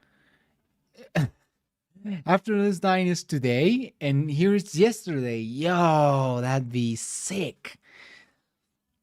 I remember Fiji also faced tsunamis. Got it. Longitude. To avoid the hassle of having to administer a portion of the country that would be perpetually located in the past, Fiji just made the entire country follow the UTC plus 12 time zone. Yeah, just wait till we get to Kiribati. They kind of went overboard with that concept. In addition to their main islands, the furthest inhabited island, Rotuma, is located 220 nautical miles north of the rest of Fiji. However, at over 440 kilometers away from the main islands, Time travel. You know, that smart Hulk meme? Fiji. The island is just a shallow sandbar only inhabited by birds and apparently has great diving spots, but is very dangerous to approach outside of high tide because it has like sharp, jagged coral heads that can easily puncture a ship's hull. There are about 30 inner island airports and airstrips, only 2 of which are international airports, Nandi and Nausori. If you fly here, you will most likely arrive in Nandi, the northern west side of the Viti Levu Island. Although the capital and largest city, Suva, is located on the complete opposite side of the island, which is close to the Nausori airport, just across the Rewa River. Oh, and there's an island named Kia that sits right at the middle of the shallow sandbars on the north side of Vanua Levi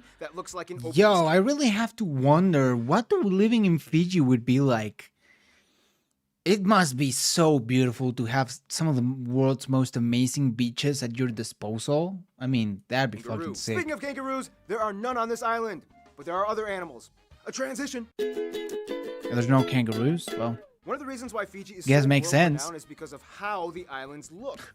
Amazing, but it's interesting to see what kind of amazing it holds. First of all, if you look at the satellite map, you'll notice that the islands of Fiji are kind of oddly shaped in a spiral pattern, somewhat resembling a spiral galaxy or a Fibonacci sequence. This is because Fiji is located right at the very end of the New Hebrides Trench, which, unlike I was having a problem makes seeing that, but twisty curve that in return erupts into a molten lava plot that gave but it is true. Fiji. To this day, the only islands with volcanic activity are Vanua Levu and Taveuni. Chances are you will come across the national drink guava, which is made of this powdered root of the yagona plant, which supposedly makes your tongue go numb, and then it kind of gives you like a relaxing feeling. Dishes usually include staples such some as like one of the 70 Fijian different types of taro. drug.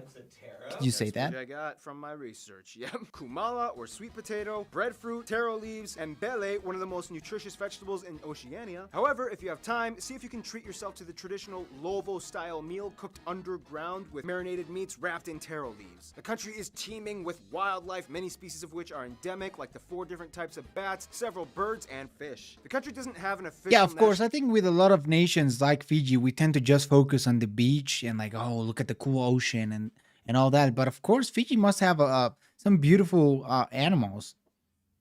Animal, plants. But some will tell you that the Fijian iguana or banded iguana is very unique and iconic to the country. The islands near Does the look center of very the unique, spiral though. are mostly mountainous, with the highest peak, Mount Tomanivi, formerly called Mount Victoria, at around 1,300 meters high, located on Viti Levu. Only 5 of the islands are big.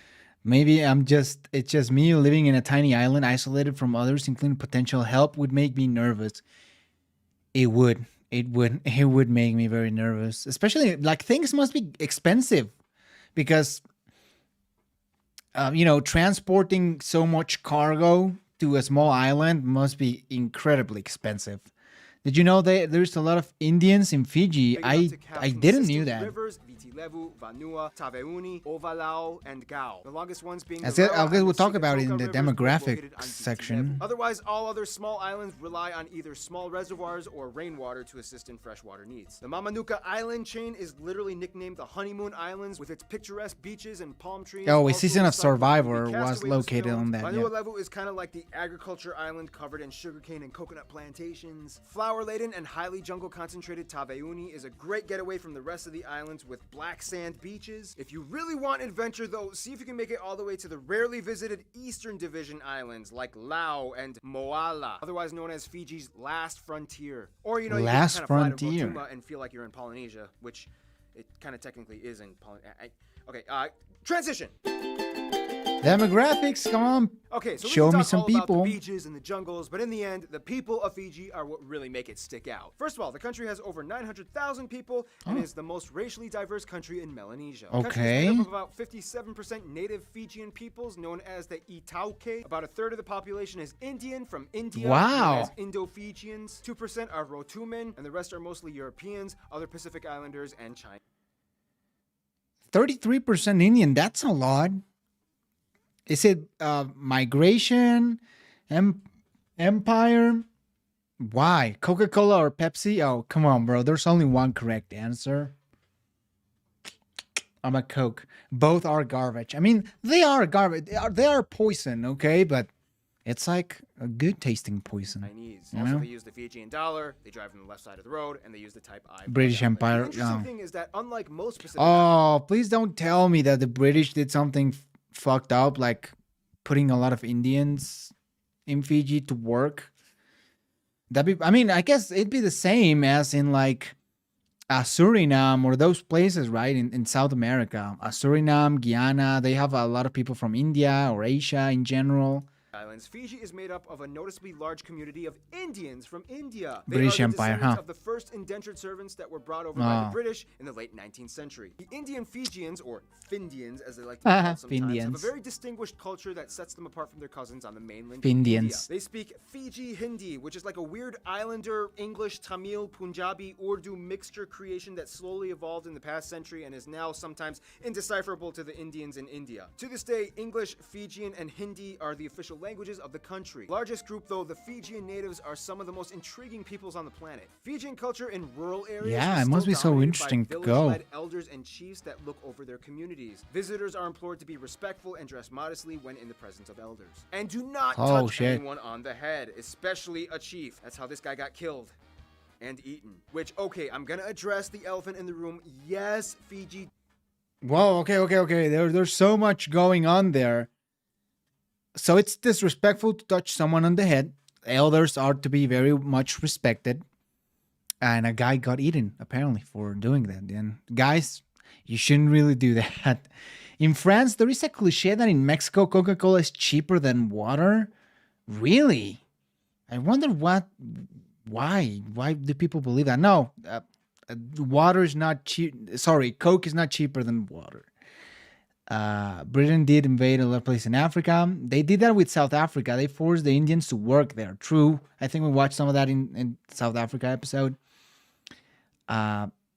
Did have a history of ancestors True, that many imported practiced to other ritualistic colonies. cannibalism at one point, which is why the country was once called the Cannibal Islands. It was mostly done against Really? enemies Cannibal defeated in Island? war. I They didn't- acknowledge it. It's not something they deny, and yes, it was completely abandoned and done away with a long time ago. Fijian natives are kind of interesting though, because they're kind of like Melanesians that act more like Polynesian. First of all, Melanesian peoples are some of the strangest genetic anomalies because they are amongst the only few people groups outside of Europe that grow naturally blonde hair. This is attributed to the type 1 allele gene that most Melanesians have. Typically, the blonde hair Yeah, is I've grown seen in that. childhood and adolescence and eventually gains a darker pigmentation in adulthood until it's fully black. Some cool cultural aspects include tapa cloth weaving, pottery, mulberry mats, carved wood, canoes, weapons, the Saya Saya fan dance for women, and the Meke Wesi spear dance for men. I'm sorry, I have to say this, but a lot of the pictures he just showed looked like. Have you all seen Moana? Weaving, pottery, mulberry mats, carved wood, Especially for example, the carved wood looks. canoes, weapons, The canoes Saya Saya fan and the for dance. women, and the Meke Wesi There was a lot of Indians in Africa because of the empire. Many were sadly forced to leave when these nations fell to dictatorship. spear dance for men, and the traditional Bure Kalo thatched roof houses. And if you're lucky, you'll see some traditional Oh, the spinning fire and hot dance. coal walking on certain days. Quick history Wow. lesson. After independence, Fiji Woo, had that a must little be political cool. strife. There Cool were to 4 watch, at coup d'etats, least. many of which were spurred on by racial tensions between the native Fijian population and the Indian minorities. Oh. Long story short, it had a lot to do with economic Oh, disparities. bro, In they turn, have tons of racial Indians left tensions. Fiji. Again, look it up. Time crunch. When visiting Fiji, you Oh, will that hear the sucks, word "bula" man. a lot, which is the Fijian word for hello. And just remember, in the Fijian alphabet, C makes the th sound, D makes the nd sound, B makes the mb sound. Both Q and G make the ng sound. Therefore, the town of Nadi is actually pronounced Nandi. And this word is pronounced Mbenga. And of course, we can't forget little Rotuma. Okay. Rotuma is kind It's of like always the good to know. Hawaii of Fiji, as if Fiji wasn't a tropical getaway enough in itself. Already, yeah. Technically, Rotuma lies in Polynesia, and the people here are radically different from the rest of Fiji, as they have their own distinct culture that's closer to Samoa and Tuvalu. One thing that Fijians can attest to, though, is that rugby is a Rugby, big yeah. deal out here. They have consistently ranked high in their men's sevens team, being a 2-time winner. Which is of the very World Cup. impressive for a nation of 900 people. Almost reminds me of Iceland in the World Cup, which was so impressive to see such a small country at the World Cup. And I guess Fiji with their rugby team would probably be the same. Chub, I want to do a firewalk in your next video. Hey, maybe it gets me a lot of You and views. New Zealand Maybe I have should do quite a it. competitive history. No, Let's honestly, talk more about that international affair. I have a high sensitivity for pain. When it comes so. to friends, Fiji has strong roots in both the traditional East and But the hey, it'd be a West. cool First idea of all, for sure. Fiji's always been close to their nearby island neighbors Vanuatu, Tuvalu, Samoa, and Tonga. In fact, the only way you can even get to Tuvalu is through Fiji, as it acts as the only international travel hub for the tiny, skinny nation. They still have Hashtag relatively close friends. ties to the UK, as the British were former colonizers until they gained independence in 1970. They still remained a Commonwealth and received lots of aid. Their best friends would probably be New Zealand and kind of Australia. The largest amount of tourists come from these 2 countries, and they contribute largely to the economy. Australia, though, did Yeah, not of course, approve that of would the make a coup lot of d'etat that sense. happened in 2006 and threatened sanctions against Fiji for a while. Fiji was kind of upset with this, but after things settled down, they kind of let it go and decided to go back to drinking Mai Tais on the beach. In conclusion, Fiji is kind of like a Melanesian country slowly transforming into a Polynesian one, but then got stuck halfway and decided it liked itself that way. Oh, and a bunch of Indians came in to spice things up. Stay tuned, Finland is coming up next. Wow, I actually did learn a lot of things I didn't know about Fiji. Mahatma Gandhi also supported the Indian minority in South Africa when racial tensions came up and not other groups there. I mean, rugby was created by England and they have a small-ass population. The countries that have rugby as their national sport are countries with small populations. I guess true, but not always, right? South Africa has a big population. Iceland destroyed England in football in 2016. The English have not been the same since then. Fijian mercenaries already helped Bougainville achieve independence from Papua New Guinea against Australia and Indonesia. Huh. Interesting. Like there was a documentary or a fake news, and it was like Mexicans can't buy water because it costs more for them, so they drink Coca-Cola. No, I'm sorry to break that for you, bro, but that's fortunately not true. We don't like drinking poison that much.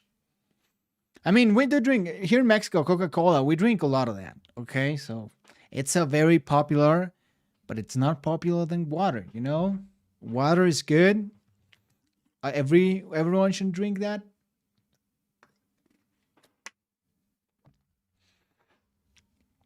Let's see. Do we have any notifications?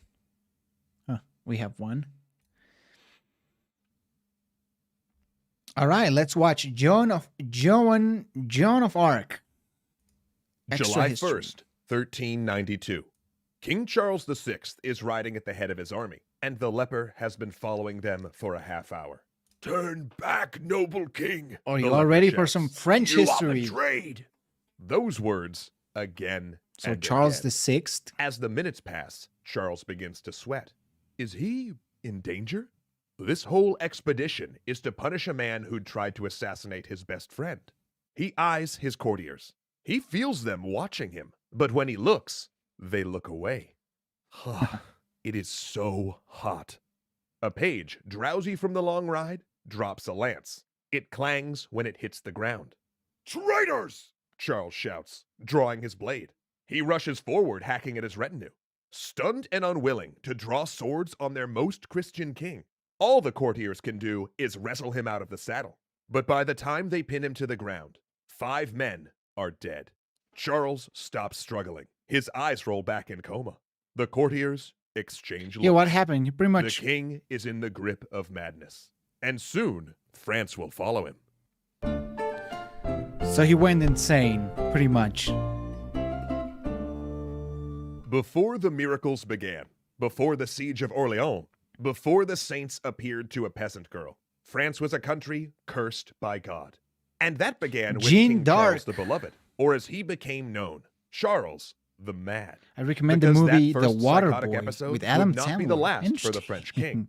At times he was perfectly lucid, able to rule as he used to, but then he would slip, failing to recognize friends and family, not understanding that he was the king of France, instead insisting he was St. George, or wearing thick clothes with iron bands sewn in because he thought he was made of glass and might shatter if touched.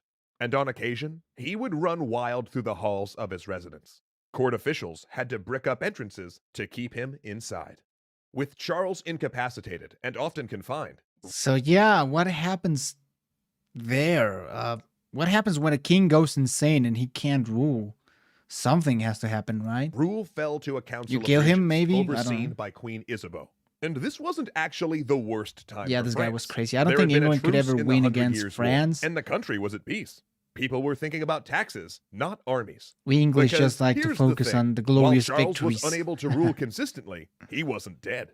The crown hadn't passed to I mean, England and France fought for centuries, really. So it's really impressive how they became sort of friends out of, what is it? How could you say England and France became friends? Maybe out of not wanting Germany to be more powerful? Is that a good assessment? It was all about the council, and as councils will do, this one split into factions, particularly as the older generation of council members died, leaving their seats to their children. 2 main groups emerged, the Armagnacs and the Burgundians, both led by men of the Let me royal guess. bloodline. The Armagnacs were led by the king's younger brother Louis, Duke of Orleans, powerful, Orleans. rich, and famous for his voracious pursuit of women. He was extremely close to the queen, suspiciously close, some said, even whispering that her third son Oh, Charles damn. was actually fathered by Suspiciously Louis. close. Economically, they wanted France to remain the traditional agricultural country that it was. On the other side were the Burgundians, led by the king's cousin, John the Fearless, Duke of Burgundy. The Burgundians held large parts of northeast France, where there was heavy English influence due to the invasions of the 100 Years' War, and they were tied economically to Britain via the textile trade. So perhaps, not surprisingly, they were interested in developing France along an English model with strong cities and increased emphasis on pasture land and sheep farming. They also supported different popes. Yeah, there were like 3 popes running around at this time. It's a long story, we won't get into it. But their issues weren't all ideological. Okay, there were 3 Other things popes. that came between them were very, very personal. Rumor had it that Louis had tried to seduce John's wife. But the gist of the whole thing is that a decade into the council's existence, these factions were locked in a struggle to control the throne. Relations between the factions had been curdling for years, when Louis of Orleans, leveraging his The one that was close close with the relationship queen. with the queen, started minimizing Burgundian influence. History Matters recently did a video on how England and France became friends. Oh shit. Really? I was just asking that question. Cool, let's watch that after this one. I think that'd be interesting. The Burgundians are the traitors. Why? Because they were close with the English? Come on, bro. You can't be so proud On the about it. council, while also buying up land in the Burgundian sphere of influence. This also meant diverting royal gifts from John to himself, until Louis had an annual income 5 times larger than his rival. John the Fearless I love the responded by 5 adopting fingers populist plus policies, this whipping one. up the commoners and merchants by promising to abolish taxes that, he said, did nothing but pay for the extravagant court life. With tensions escalating, the 2 sides kidnapped members of the royal family, including the Dauphin, the crown prince, back and forth. Finally, they openly threatened violence. Everyone needed to cool down, the court decided. Yeah, the queen is like, So okay, on guys, November 20th, chill. 1407, the 2 parties reconciled in a court ceremony. Like, But yeah, as they made their okay, vows, whatever. a hit squad living in a rented house talked through their plans, sharpened their weapons, and bought masks. 3 days later, a They shoemaker's killed. wife looks out her window and saw Louis of Orleans leaving the queen's residence, a song on his lips. She looked away, heard shouts, and looked back. She saw Louis pulled from the saddle, thrown to his knees, surrounded by men with swords and axes. Oh. They struck him again and again, beating him like a mattress, until a man in a red hood told them to scatter. The attack was so brutal that they had to scoop bits of Louis into his coffin. His severed hand, which he'd raised to defend himself, became a symbol of Burgundian savagery. And John the Fearless owned it, arguing that he'd ordered the killing for the good of the crown in order to remove an evil and corrupt tyrant. Holy shit. They literally chopped him off so badly. They had to scoop parts of his body to the coffin. Wow, that's brutal. So I guess those guys were obviously, I'm guessing, paid or working for or with the Burgundians. Holy Roman Empire was a great power in Western Europe at the time, and Germany, reliving it, feared England and France, even though it was a collection of Who smaller defiled states. the True, queen yeah. and plotted to murder Oh, the I king totally agree with that. necromancy. Charles, reportedly in a bout of mental illness, pardoned Hmm. John and called for a truce. A year later, the factions were embroiled in a civil war. For a decade, the fighting would start and stop, with truces called and broken on an almost annual basis. The Middle Age was And brutal. this civil yeah. conflict reached unheard of levels of viciousness. Soldiers scoured the country, sacking villages and looting everything, even the clothes off of the backs of slaughtered peasants. Paris Why? changed What would hands it- multiple bah, times, I'm not with gonna poor ask. Queen Isabeau having to hop between factions in order to protect the inheritance of her rapidly diminishing stock of sons. The Dauphins of France seemed to be cursed, with one dying of disease every few years. And then disaster struck. Seeing his opening, The Henry king- V invaded the divided France in 1415, Oh, as can be of seen course. in our History of England of series. course. But his campaign quickly bogged down, and an Armagnac force caught him as he was trying to march to the safety of an English-held city. The Armagnacs had more men, and the English were Talking about exhausted, England and France, demoralized, though. and riddled with disease. But there was the mud, and the rain of arrows. The French knights were heavily armored, but their horses were not. weren't. And by the time the armored Armagnac forces slogged into the battle line, they were so exhausted they could barely lift their weapons. Men who fell drowned in the sucking earth. Oh my The god. flower of French nobility, 3 dukes, Imagine 6 drowning counts, in mud. and 90 other Must be nobles freaking horrible. died in a single day. Many others were captured. But for France, the disaster continued when the Burgundians, seeing an opportunity, broke Again, the the fragile fucking truce Burgundians, and made a dude. grab for Paris. Instead of uniting, the factions played the blame game. The Burgundians argued that the Armagnacs had lost a crucial battle, and the Armagnacs claimed they would have won if the Burgundians had bothered to show up. The civil war continued, and The the English traitors. advanced, with the Burgundians Yeah, I often see. I standing see to that. the side, an English ally in all but name. Soon there were 2 Frances, with 2 capitals. Every level of society, from the plowman in the fields to Agincourt, the we still academics in remember that Paris, day. chose Wow, sides. that's interesting. And as France split, the royal family did too. Though originally an Armagnac, Queen Isabeau defected to the Burgundians after her former allies imprisoned her. But her surviving son, Charles VII, now Dauphin, despite rumors of illegitimacy, was literally married to the Armagnacs. His stepmother, Yolande of Aragon, was a major string puller in the Armagnac faction. So when Isabeau ceded her powers as regent to John the Fearless, and the two combined forces to drive the Armagnacs out of Paris, they were also driving out her son and heir. He had to flee amid the monumental slaughter of the city. That's really fucking interesting about this period of time. Brothers would fight against each other for the throne. They would kill each other for the throne. Fathers and sons would also fight for the throne. It's a weird concept. Like, I don't know about you guys, but I wouldn't fight my brother to death. You know? Fall.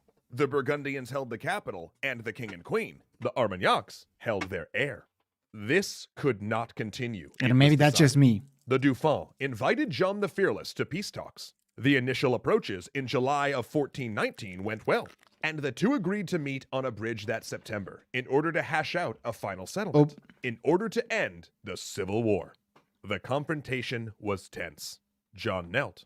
The Dauphin rebuffed him. Then something happened. Perhaps John put a hand on his sword. Someone was thrown out of the bridge? Mark of respect. Or perhaps the Dauphin's Armagnac attendants just claimed he did. An Armagnac man buried an axe in John's face. The attendants beat him like a mattress and cut off his hand as John's assassins had done to their own lord a decade before. The Dauphin claimed that it was not planned, but he had motive, had arranged the means, and had the opportunity. I mean, they kind of looked for it, yeah? England had its own civil war. 5 decades later, in the War of the Roses, I've heard a little bit about the War of the Roses. Most of France, including his own parents, believed that their heir to the throne had lured a duke into peace negotiations and murdered him. So the new Duke of Burgundy made his flirtations with the English official and entered an alliance with King Henry. And the French royal family did too. After all, their designated heir was a murderer. No other issue could inherit the throne. But Henry had a claim. So a year after John's slaying, the king and queen of France disinherited their son, married the English king to their daughter, and officially declared Henry and his children the inheritors of the French crown. France was more split than ever. Its throne given over to a foreign occupier. Every year the English and their allies pushed further south, and in a small village, a girl named Joan began to speak with saints. Oh. Sorry if I can't add a lot of commentary to this because this is not my area of expertise, but I definitely enjoy this type of videos. We almost became English. Yeah, I was processing that. I was like, wow, they they disavow their own son to crown the English king or the English prince. Fucking insane, right? Let's just watch real quick the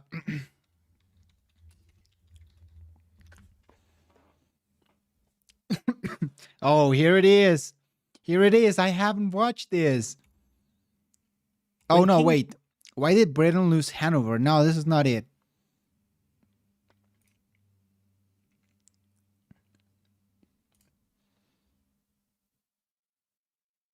We're looking for why did Britain and France became friends.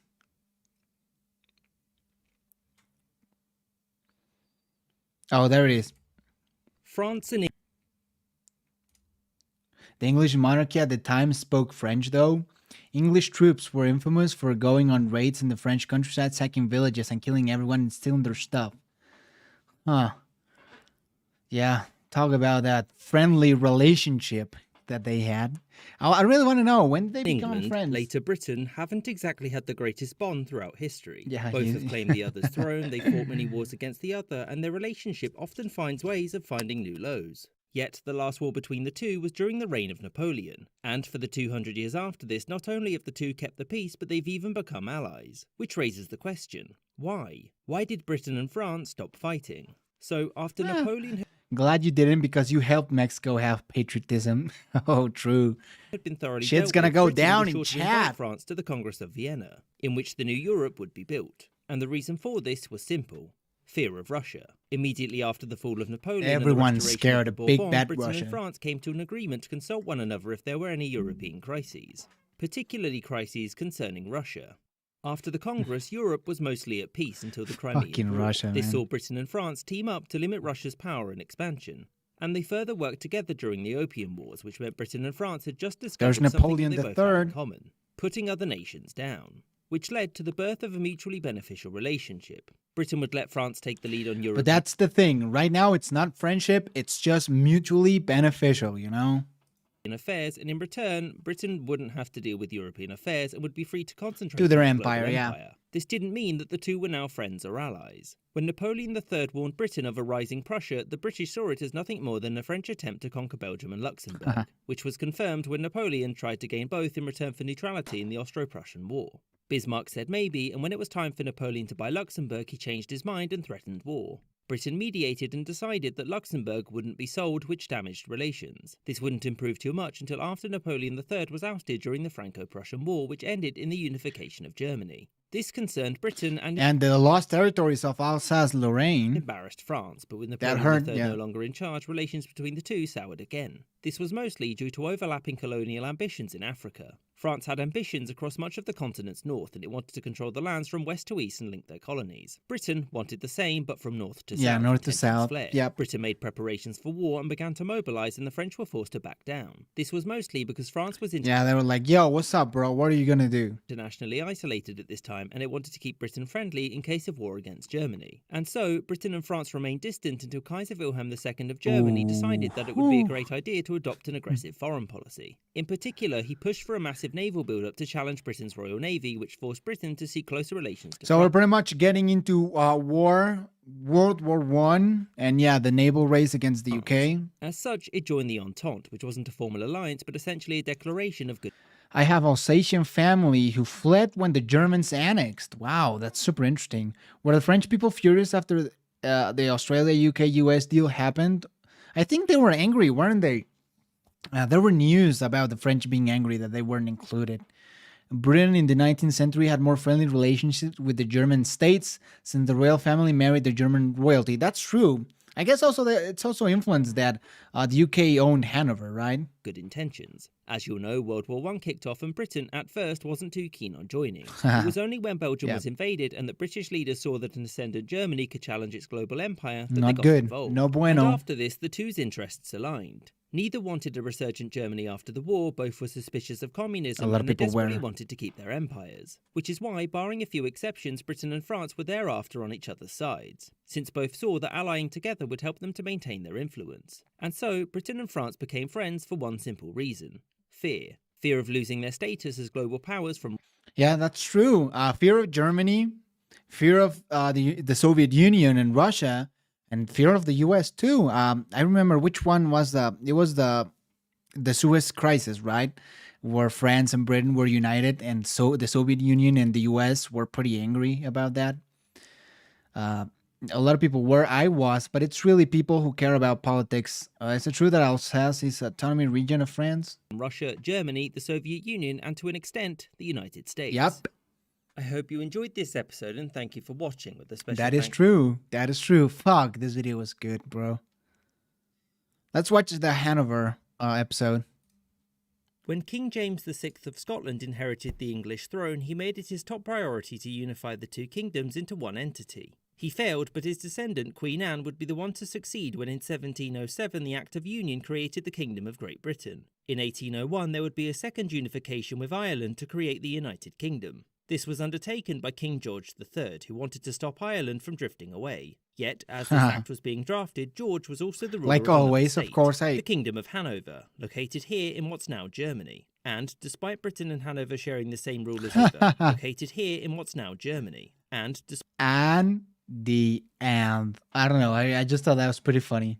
despite Britain and Hanover sharing the same rulers for over 120 years, the two never unified. Which raises the question, why? Why didn't Hanover join the United Kingdom, and why did the two eventually go their separate ways? I don't know, bro, you tell me. First, a bit of background. In 1714, when Queen Anne, who had no heirs, opted out of living, the British throne passed to her closest Protestant relative, George I. Yo, he's the getting Elector a of lot Hanover. funnier. He swiftly moved to Britain because that's where the money and the power were, and the two kingdoms were thereafter run separately but with the unified foreign policy. From the beginning, though, the two domains were seen as very separate entities by both sides. Hanoverian culture was very different to Britain's, and there was very little in the way Of course, well, people in Hanover, I'm guessing, spoke German, right?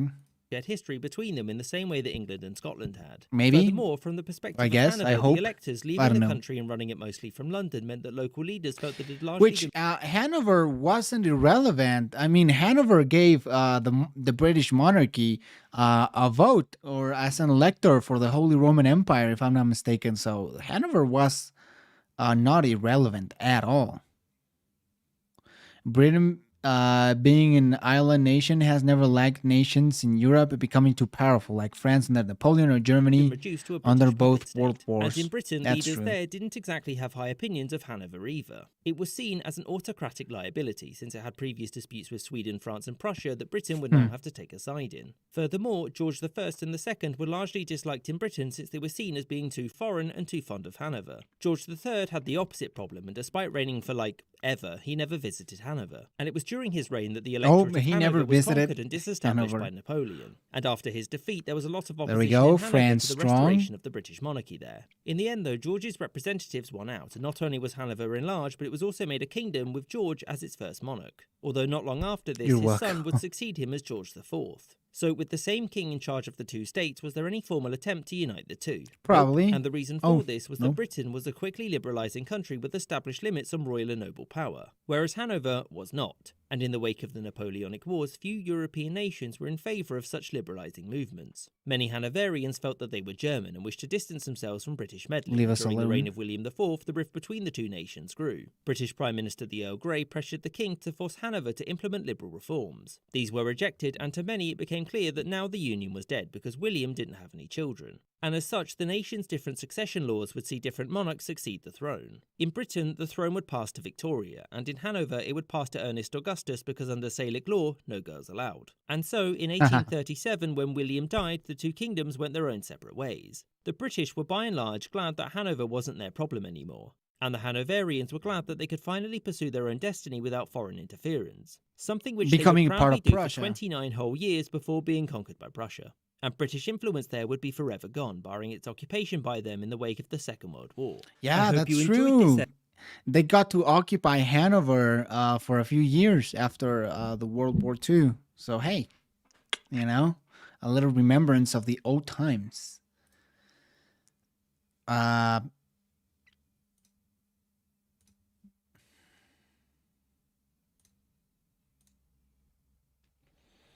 George III was the first Hanoverian king to speak English as its first language. His father and grandfather spoke German first and did not speak English. Wow.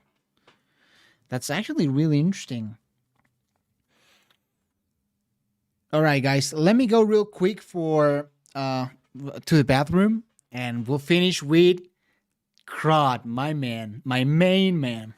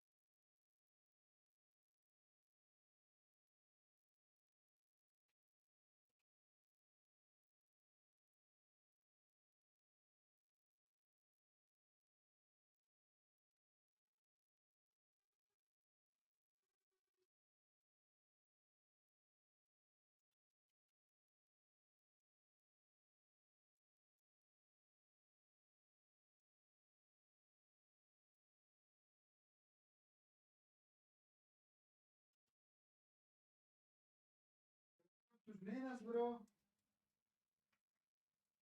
Bueno, me las voy a tener. Sí, ahorita abajo, es que todavía no acabo. Venga, acá.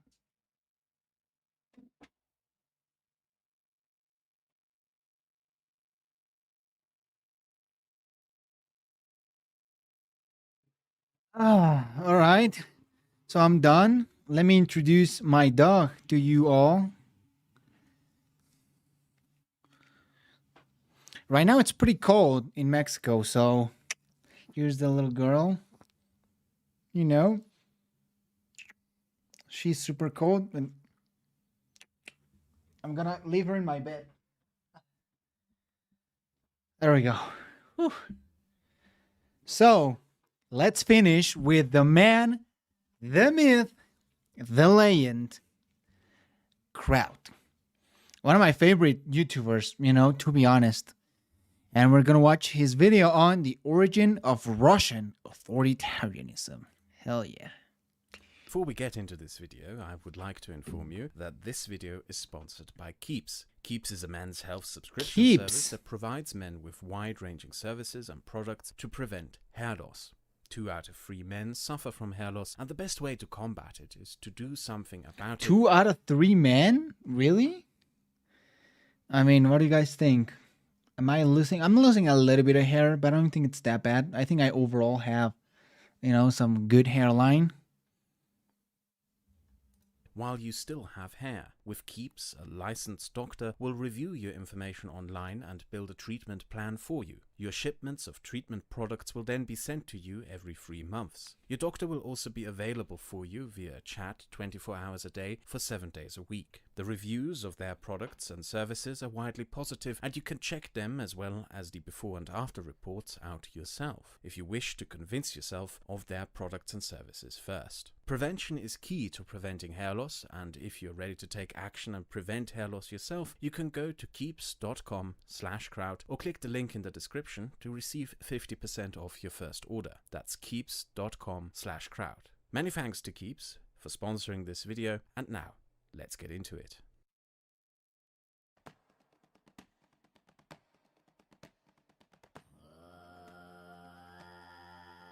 Nomadic empires were some of the most fascinating entities in human history.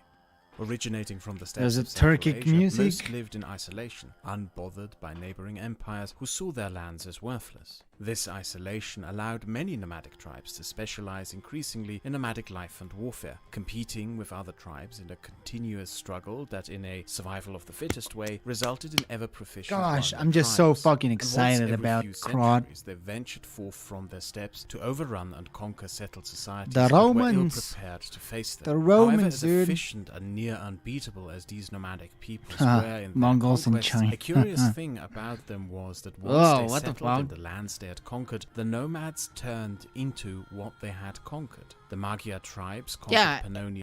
And is it why the Mongol Empire split?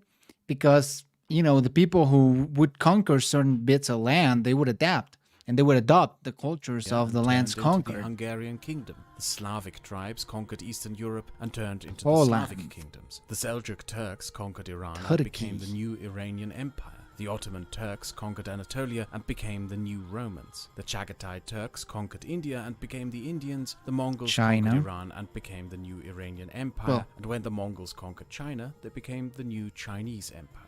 There is, however, one big Who's that exception in this series Pokemon? of The historic Kievan conquests Rus? by nomadic peoples and their consequent social restructuring. Russia. Medieval Russia was not that much different from many other medieval European states at the time, a collection of small duchies, cities and dukedoms with no centralized overarching authority. The most prominent among these were the Kievan Rus and the Novgorod Republic. The Kievan Kievan Rus was a Rus. princely state with deep cultural and commercial ties into Europe, mainly through the Byzantines. The Novgorod Republic was a city-state and an important part of the Hanseatic League of cities that stretched across the Baltic and North Sea. Then came the Mongols. Ooh, the Golden Horde. There's a tendency amongst modern historians to paint the Mongol Empire in a positive light as an institution of trade and tolerance, which, though, is very oversimplified and overlooks the fact that the Mongol Empire was an extractive institution. The Mongols were a tribal people who had no state or legal structures that they transferred over to the people they conquered. Their relation with those they conquered was purely predatory. They wanted to extract wealth and resources from them, and those who refused paid dearly. The Kiev and the Rus was one of these places that resisted. Kiev was burnt to the ground and the surrounding lands pillaged, with much of the population slaughtered. Medieval accounts tell us of fields filled with human remains for decades after the siege. With the burning of God Kiev, damn. substantial political Could you and react to the cultural origins of the transformation Huns of by what we kings and now generals know as later? Russia began. The Yeah, Kiev we and could the do Rus, that. with its deep cultural and economic ties to the Byzantians. Maybe had for been a the next cultural stream. What do you motherland think? and I think birthplace 2 of hours is Russia, already a the little place long. where Russia as a European cultural entity had been created. All that was left of it now was ash. The cultural and economic ties with the Byzantians were now broken. This resulted in a geopolitical shift of Russia. Kievan Rus would face the culturally and worst when the politically in Mongols power came. to the northeast. The Mongols enforced their economic order upon the remaining Russian principality states, and the center of Russian political and economic power consequently shifted to the landlocked plains of Smolensk, Rostov, and Chernikov. These places and the princes who ruled them had been largely ignored backwaters before the Mongols. Now they stood at the center of Russia. Throughout the rest of Europe, the institution of feudalism had during this time started to be increasingly challenged. New political and commercial institutions evolved in European trade cities, from Antwerp to Hamburg to Königsberg, Warsaw, Paris, Lisbon, London, and Venice. Merchants, barons, and artisan guilds rewrote the feudal social contract. Additionally, the Black Plague shook up the economic framework of Europe dramatically. With a third of Europe's population killed, there were no longer enough peasants to work the lands for lords. Landlords consequently started competing for the remaining peasants by offering them payment for work. Previously, peasants had worked in exchange for a free. promise of protection. That now became increasingly replaced by a wage-based labor system. And But money. Russia remained untouched by these political and economic developments. It remained under Mongol rule for 250 years and went into an entirely different direction. The princes of Central Russia were recruited by the Mongols. The Mongols were probably the most efficient killers before industrialization, maybe even including the Mongols industrial age. outsourced the They process were- of yeah. extracting the resource they wanted. They were out very of the Russian effective. peasantry to the Russian princes. Because that aristocracy had a lot to lose if they failed to appease their Mongol overlords, and because the Mongols had brought no legal code of limited aristocratic power, the Russian princes extracted that wealth with increasing unopposed ruthlessness and brutality. While in Europe, feudalism increasingly disbanded, an increasingly exploitative economic framework was reinforced in Russia. Urbanization didn't take place as it did in Europe, with the Russian princes invested in keeping as many peasants working the lands as possible. The Russian princes recruited armies of cavalrymen who were paid not in money, but in land, and the peasants on it. However, because there was so much land, control of the damn. land was not Bro, imagine being a peasant and they just using you as bargaining chips. It must been pretty rough for the peasants in Russia. And I remember some of the history from like early World War II that Russia still used some of those systems. Like it was still kind of feudal. Kind of throwing of corpses infected with bubonic plague by the Mongols called chemical warfare. not as important as control Probably. of the people.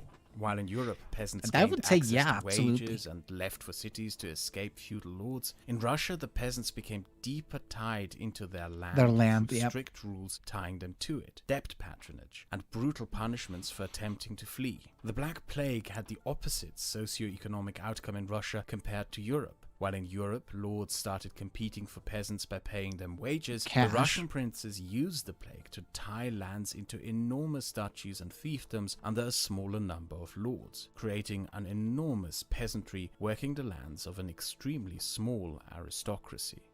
When nomads conquered a settled people, they usually turned into who they conquered. But here, in a weird twist, the conquered Russians almost became Mongols. They were unshackled Almost. from any and all political accountability to their peasantry and could rule like the conquerors whom they served. But because the Russian princes merely served the Mongols and were not Mongols themselves, they didn't adopt the tribal customs and nomadic lifestyle of them. The power structure of the Russian princely states thereby became Russia heavily doubled down centralized of within the serfdom around power of time a Western singular Europe was getting ruler rid of it. figure of a state.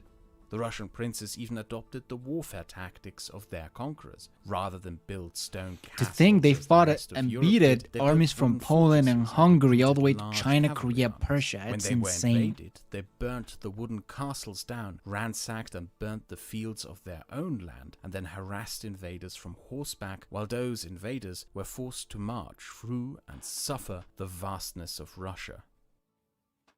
The Russians also missed out on a key development in European political development at the time, where a move away from decentralized feudalism into centralized absolutist kingdoms took place, creating the first large and powerful centralized European states. Over the 250 years of Mongol rule, with the shift from Kiev and Novgorod to central Russia and an economic development away from commerce and artisans to a peasant economy, the most powerful Russian princely state to emerge was the Duchy of Moscow, which would eventually be the one to rise up in rebellion and kick the Mongols out to create a new Russian state centered around Moscow.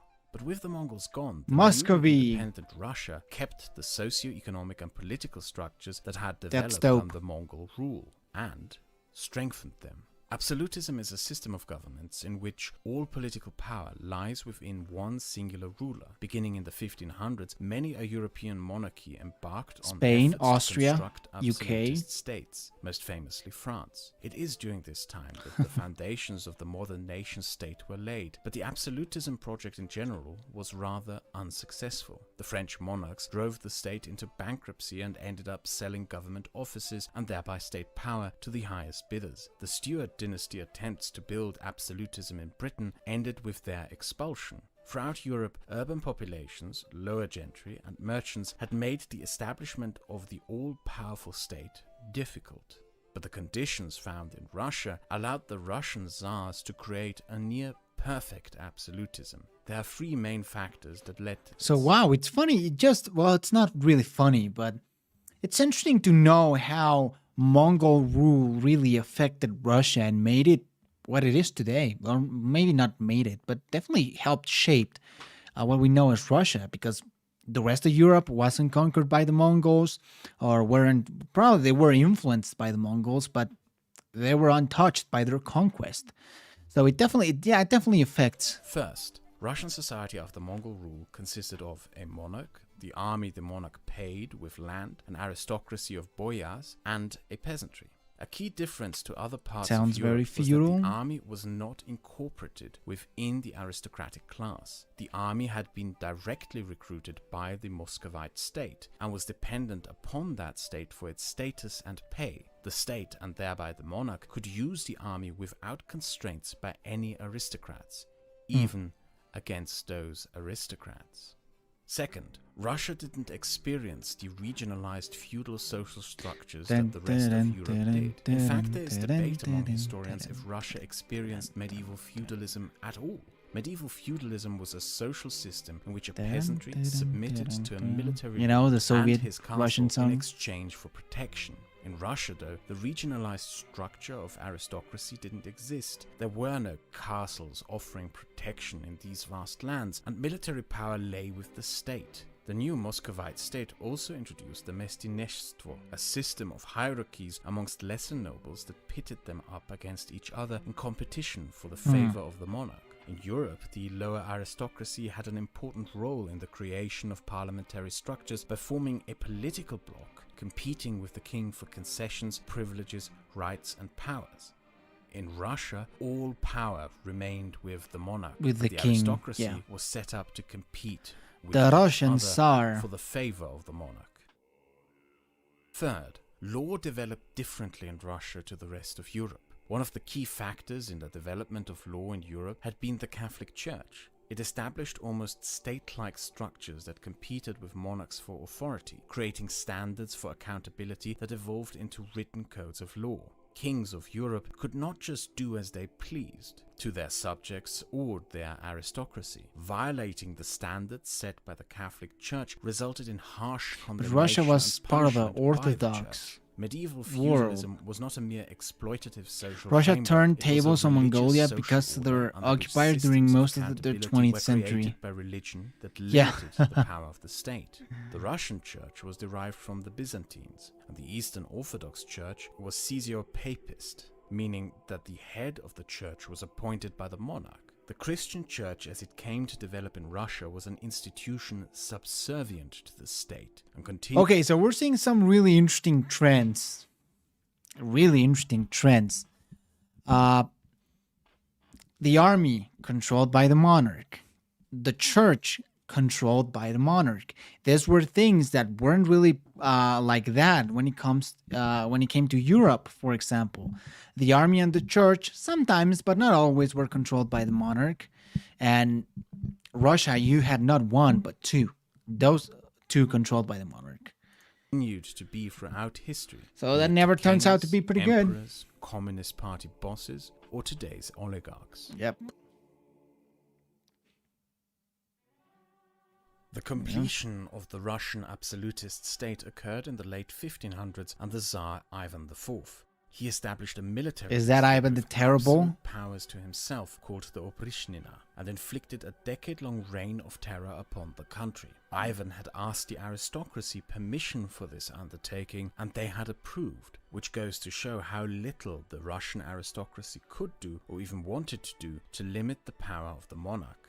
Even though Ivan's reign of terror would come at an enormous cost to them. Of the many aristocratic families of Russia, only 9 survived this reign of terror. This state structure of absolute, unrestricted power within the monarch continued after Ivan, including with the establishment of the new Romanov dynasty in 1613. And it is not difficult to see it continuing throughout the history of modern Russia. You can see the slavish capitulation of the Russian aristocracy to Yeah, for sure. I'm taking requests, but I think I'm gonna end the live stream after this video. But I'll definitely start the next one with Geography Now Liberia, another video that was recommended by me. The Origin of the Huns. Ivan's reign Those of terror two almost are reflected gonna in start the next live capitulation stream. of the Soviet Politburo to Stalin's reign of terror. And you can browse through the list of murdered Russian journalists yourself to see that in many ways. Yeah, it's fucked up because Russia, despite being a part of Europe and the developed world, you could call it, it's one of the most dangerous places to be a journalist. It is insane how power the state has over the media, for example. It seems like Western Europe, European feudalism, and aristocracy set the precedent for limited power Russia of government. remains a country True. in which state power puts the They set that ruling man limit for above the law limited and removes power. them from any accountability to the law or the wider But citizen. in Russia, A mistake often made, though, is to assume that these It's Russian developments culture, were yeah. unavoidable and somehow part of some inner logic of Russian culture itself. Yeah, come The on, city of that's Novgorod not- continued to prosper and was never conquered by the Mongols. Its institutions developed to have more in common with those of European city-states. It was the gateway for European goods into Russia and Russian goods into Europe, which made it incredibly rich. The Prince of Novgorod may have commanded an army, but he was accountable to the Veche, a parliament of the city that all free men of the city voted for, and which picked a mayor from the city aristocracy. You can thank The Veche communism and for the mayor that. had control over taxation, Yep. laws, and foreign policy. It even had the power to remove the Prince of Novgorod from power to replace him with another.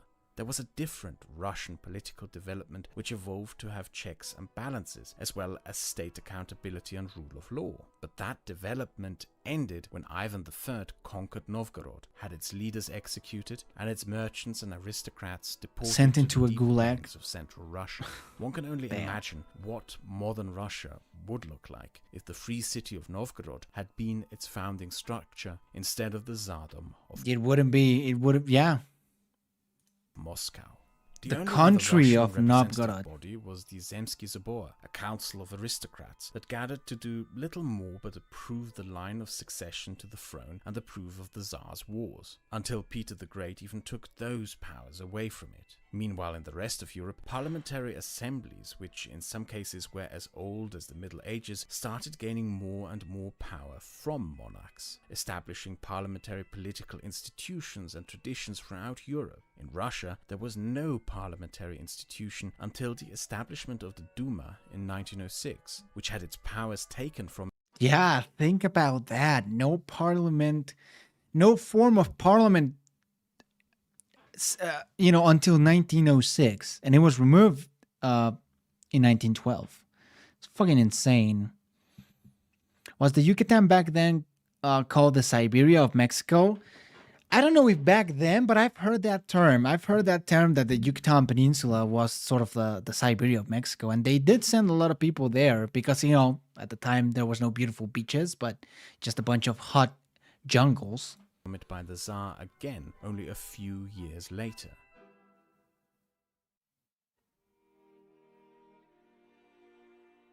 By the 1700s, the Russian state was far more centralized than any of its European counterparts, but far more underdeveloped in economy and bureaucracy. Way There underdeveloped. were no regional political structures tied in accountability to a central state. Instead, rule of local provinces was handed out by the Tsar in so-called kormlinye, which means feedings. And the name kind of gives away the predatory nature of the political institution itself. Local rulers had no accountability to law either, and no restraints on how much they could exploit the office for personal gain, as long as they managed to appease the centralized government. When you look closer at the previously mentioned list of murdered Russian journalists, you will notice how most are regional reporters in small towns who were investigating the corruption of a local police department or mayor. Wow, so there weren't a lot. I mean, there were some that were in Moscow, for example. Here I can see two, but most of them, it's interesting to know that they were in small towns.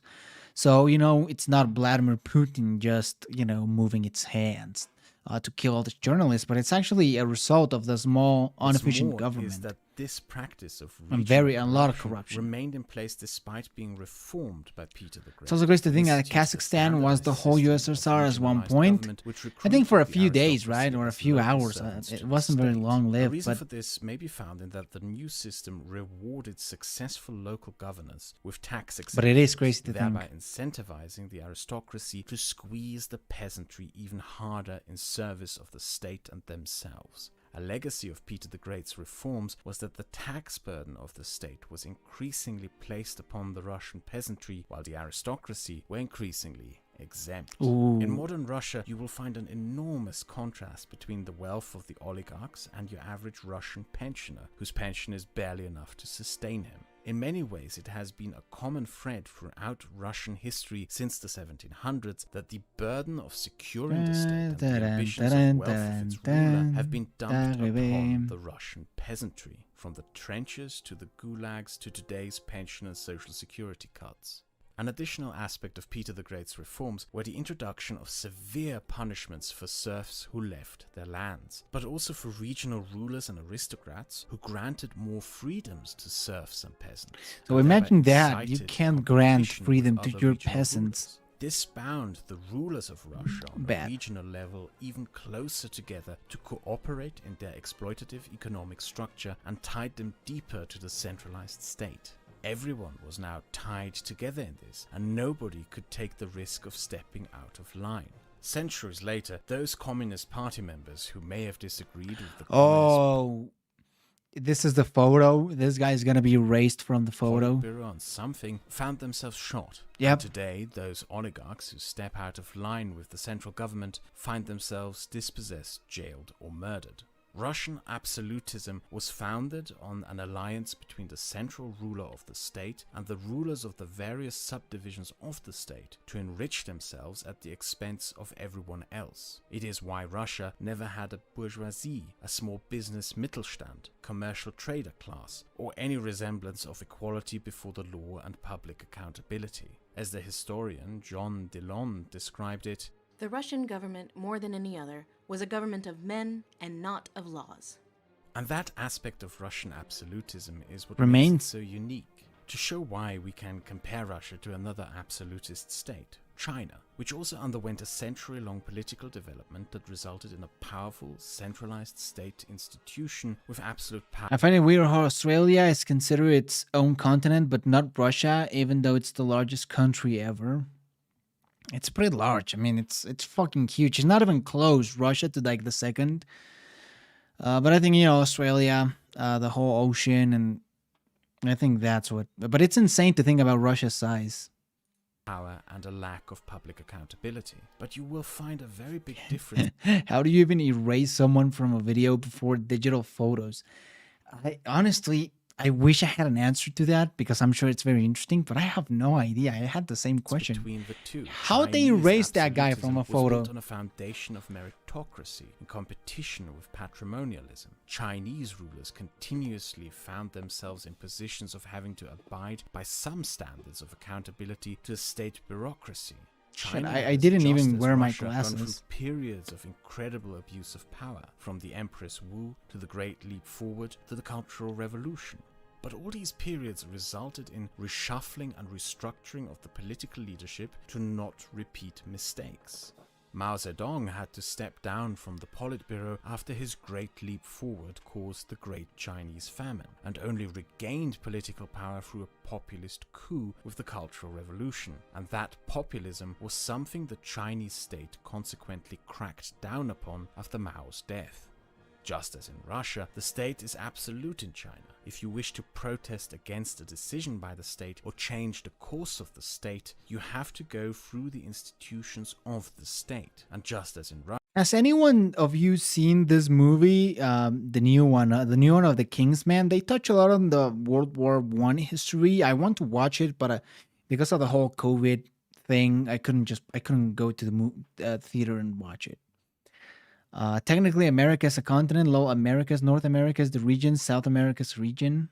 Russia, you will depends on how you define it. In China, such as local governments that cover up the selling of poisonous baby formula. But the difference in the political structure becomes very clear when you compare abuse of power and corruption. In China, the further you go up in ranks of government, the less corrupt state officials become as a result of the meritocratic state structures. In Russia, the further you go up in the ranks of government, the more corrupt you become. State officials become.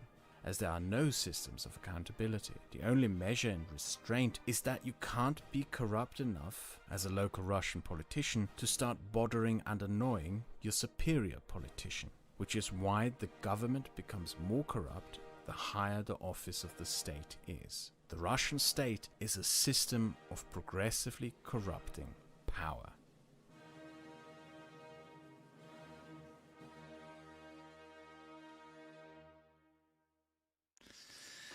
Yo! In the next video, we will be comparing China and India, more specifically the millennia-long developments in politics and society that created such different... Next time we watch this video. I mean, Mexico, for example, don't call USA America, they call us Estados Unidos. Yeah, that's true, but if you look at a definition of a continent, I think it goes something like a large piece of land divided by a body of water, right? And when you look at that definition, the Panama Canal separates North America from South America. So you could make the argument that the whole America's argument is actually correct, and like North America and South America are correct terms to be used. But yeah, in Mexico, nobody calls the US America, which I think it's dumb. I think a lot of people take it way too seriously. A lot of people in Mexico are like, yo, America, like we're all Americans because we live in the continent of America. I just think it's stupid, bro. Like, I think it's dumb. I think it's a dumb argument to be made. You know, what do you guys think about that? The whole America's argument. I wanted to play some GeoGuessr, but I'm gonna leave that for the next stream. And for the next stream, we're gonna watch a few videos that were recommended this stream. I'm gonna save them on my notes. And what is that? Okay. I want to know. I want to know what you guys think about the whole America's argument.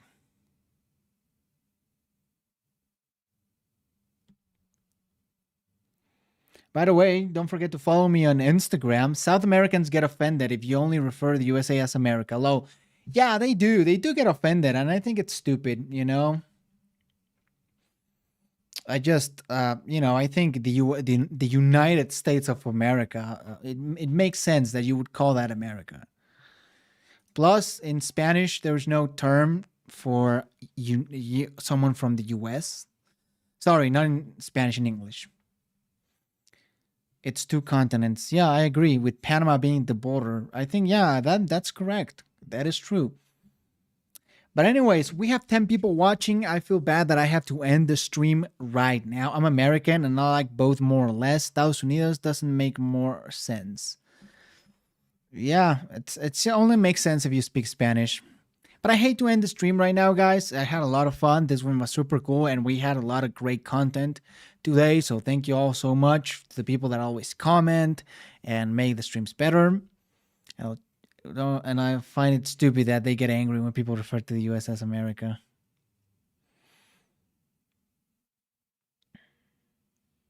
I compare Americas like Western and Eastern Europe.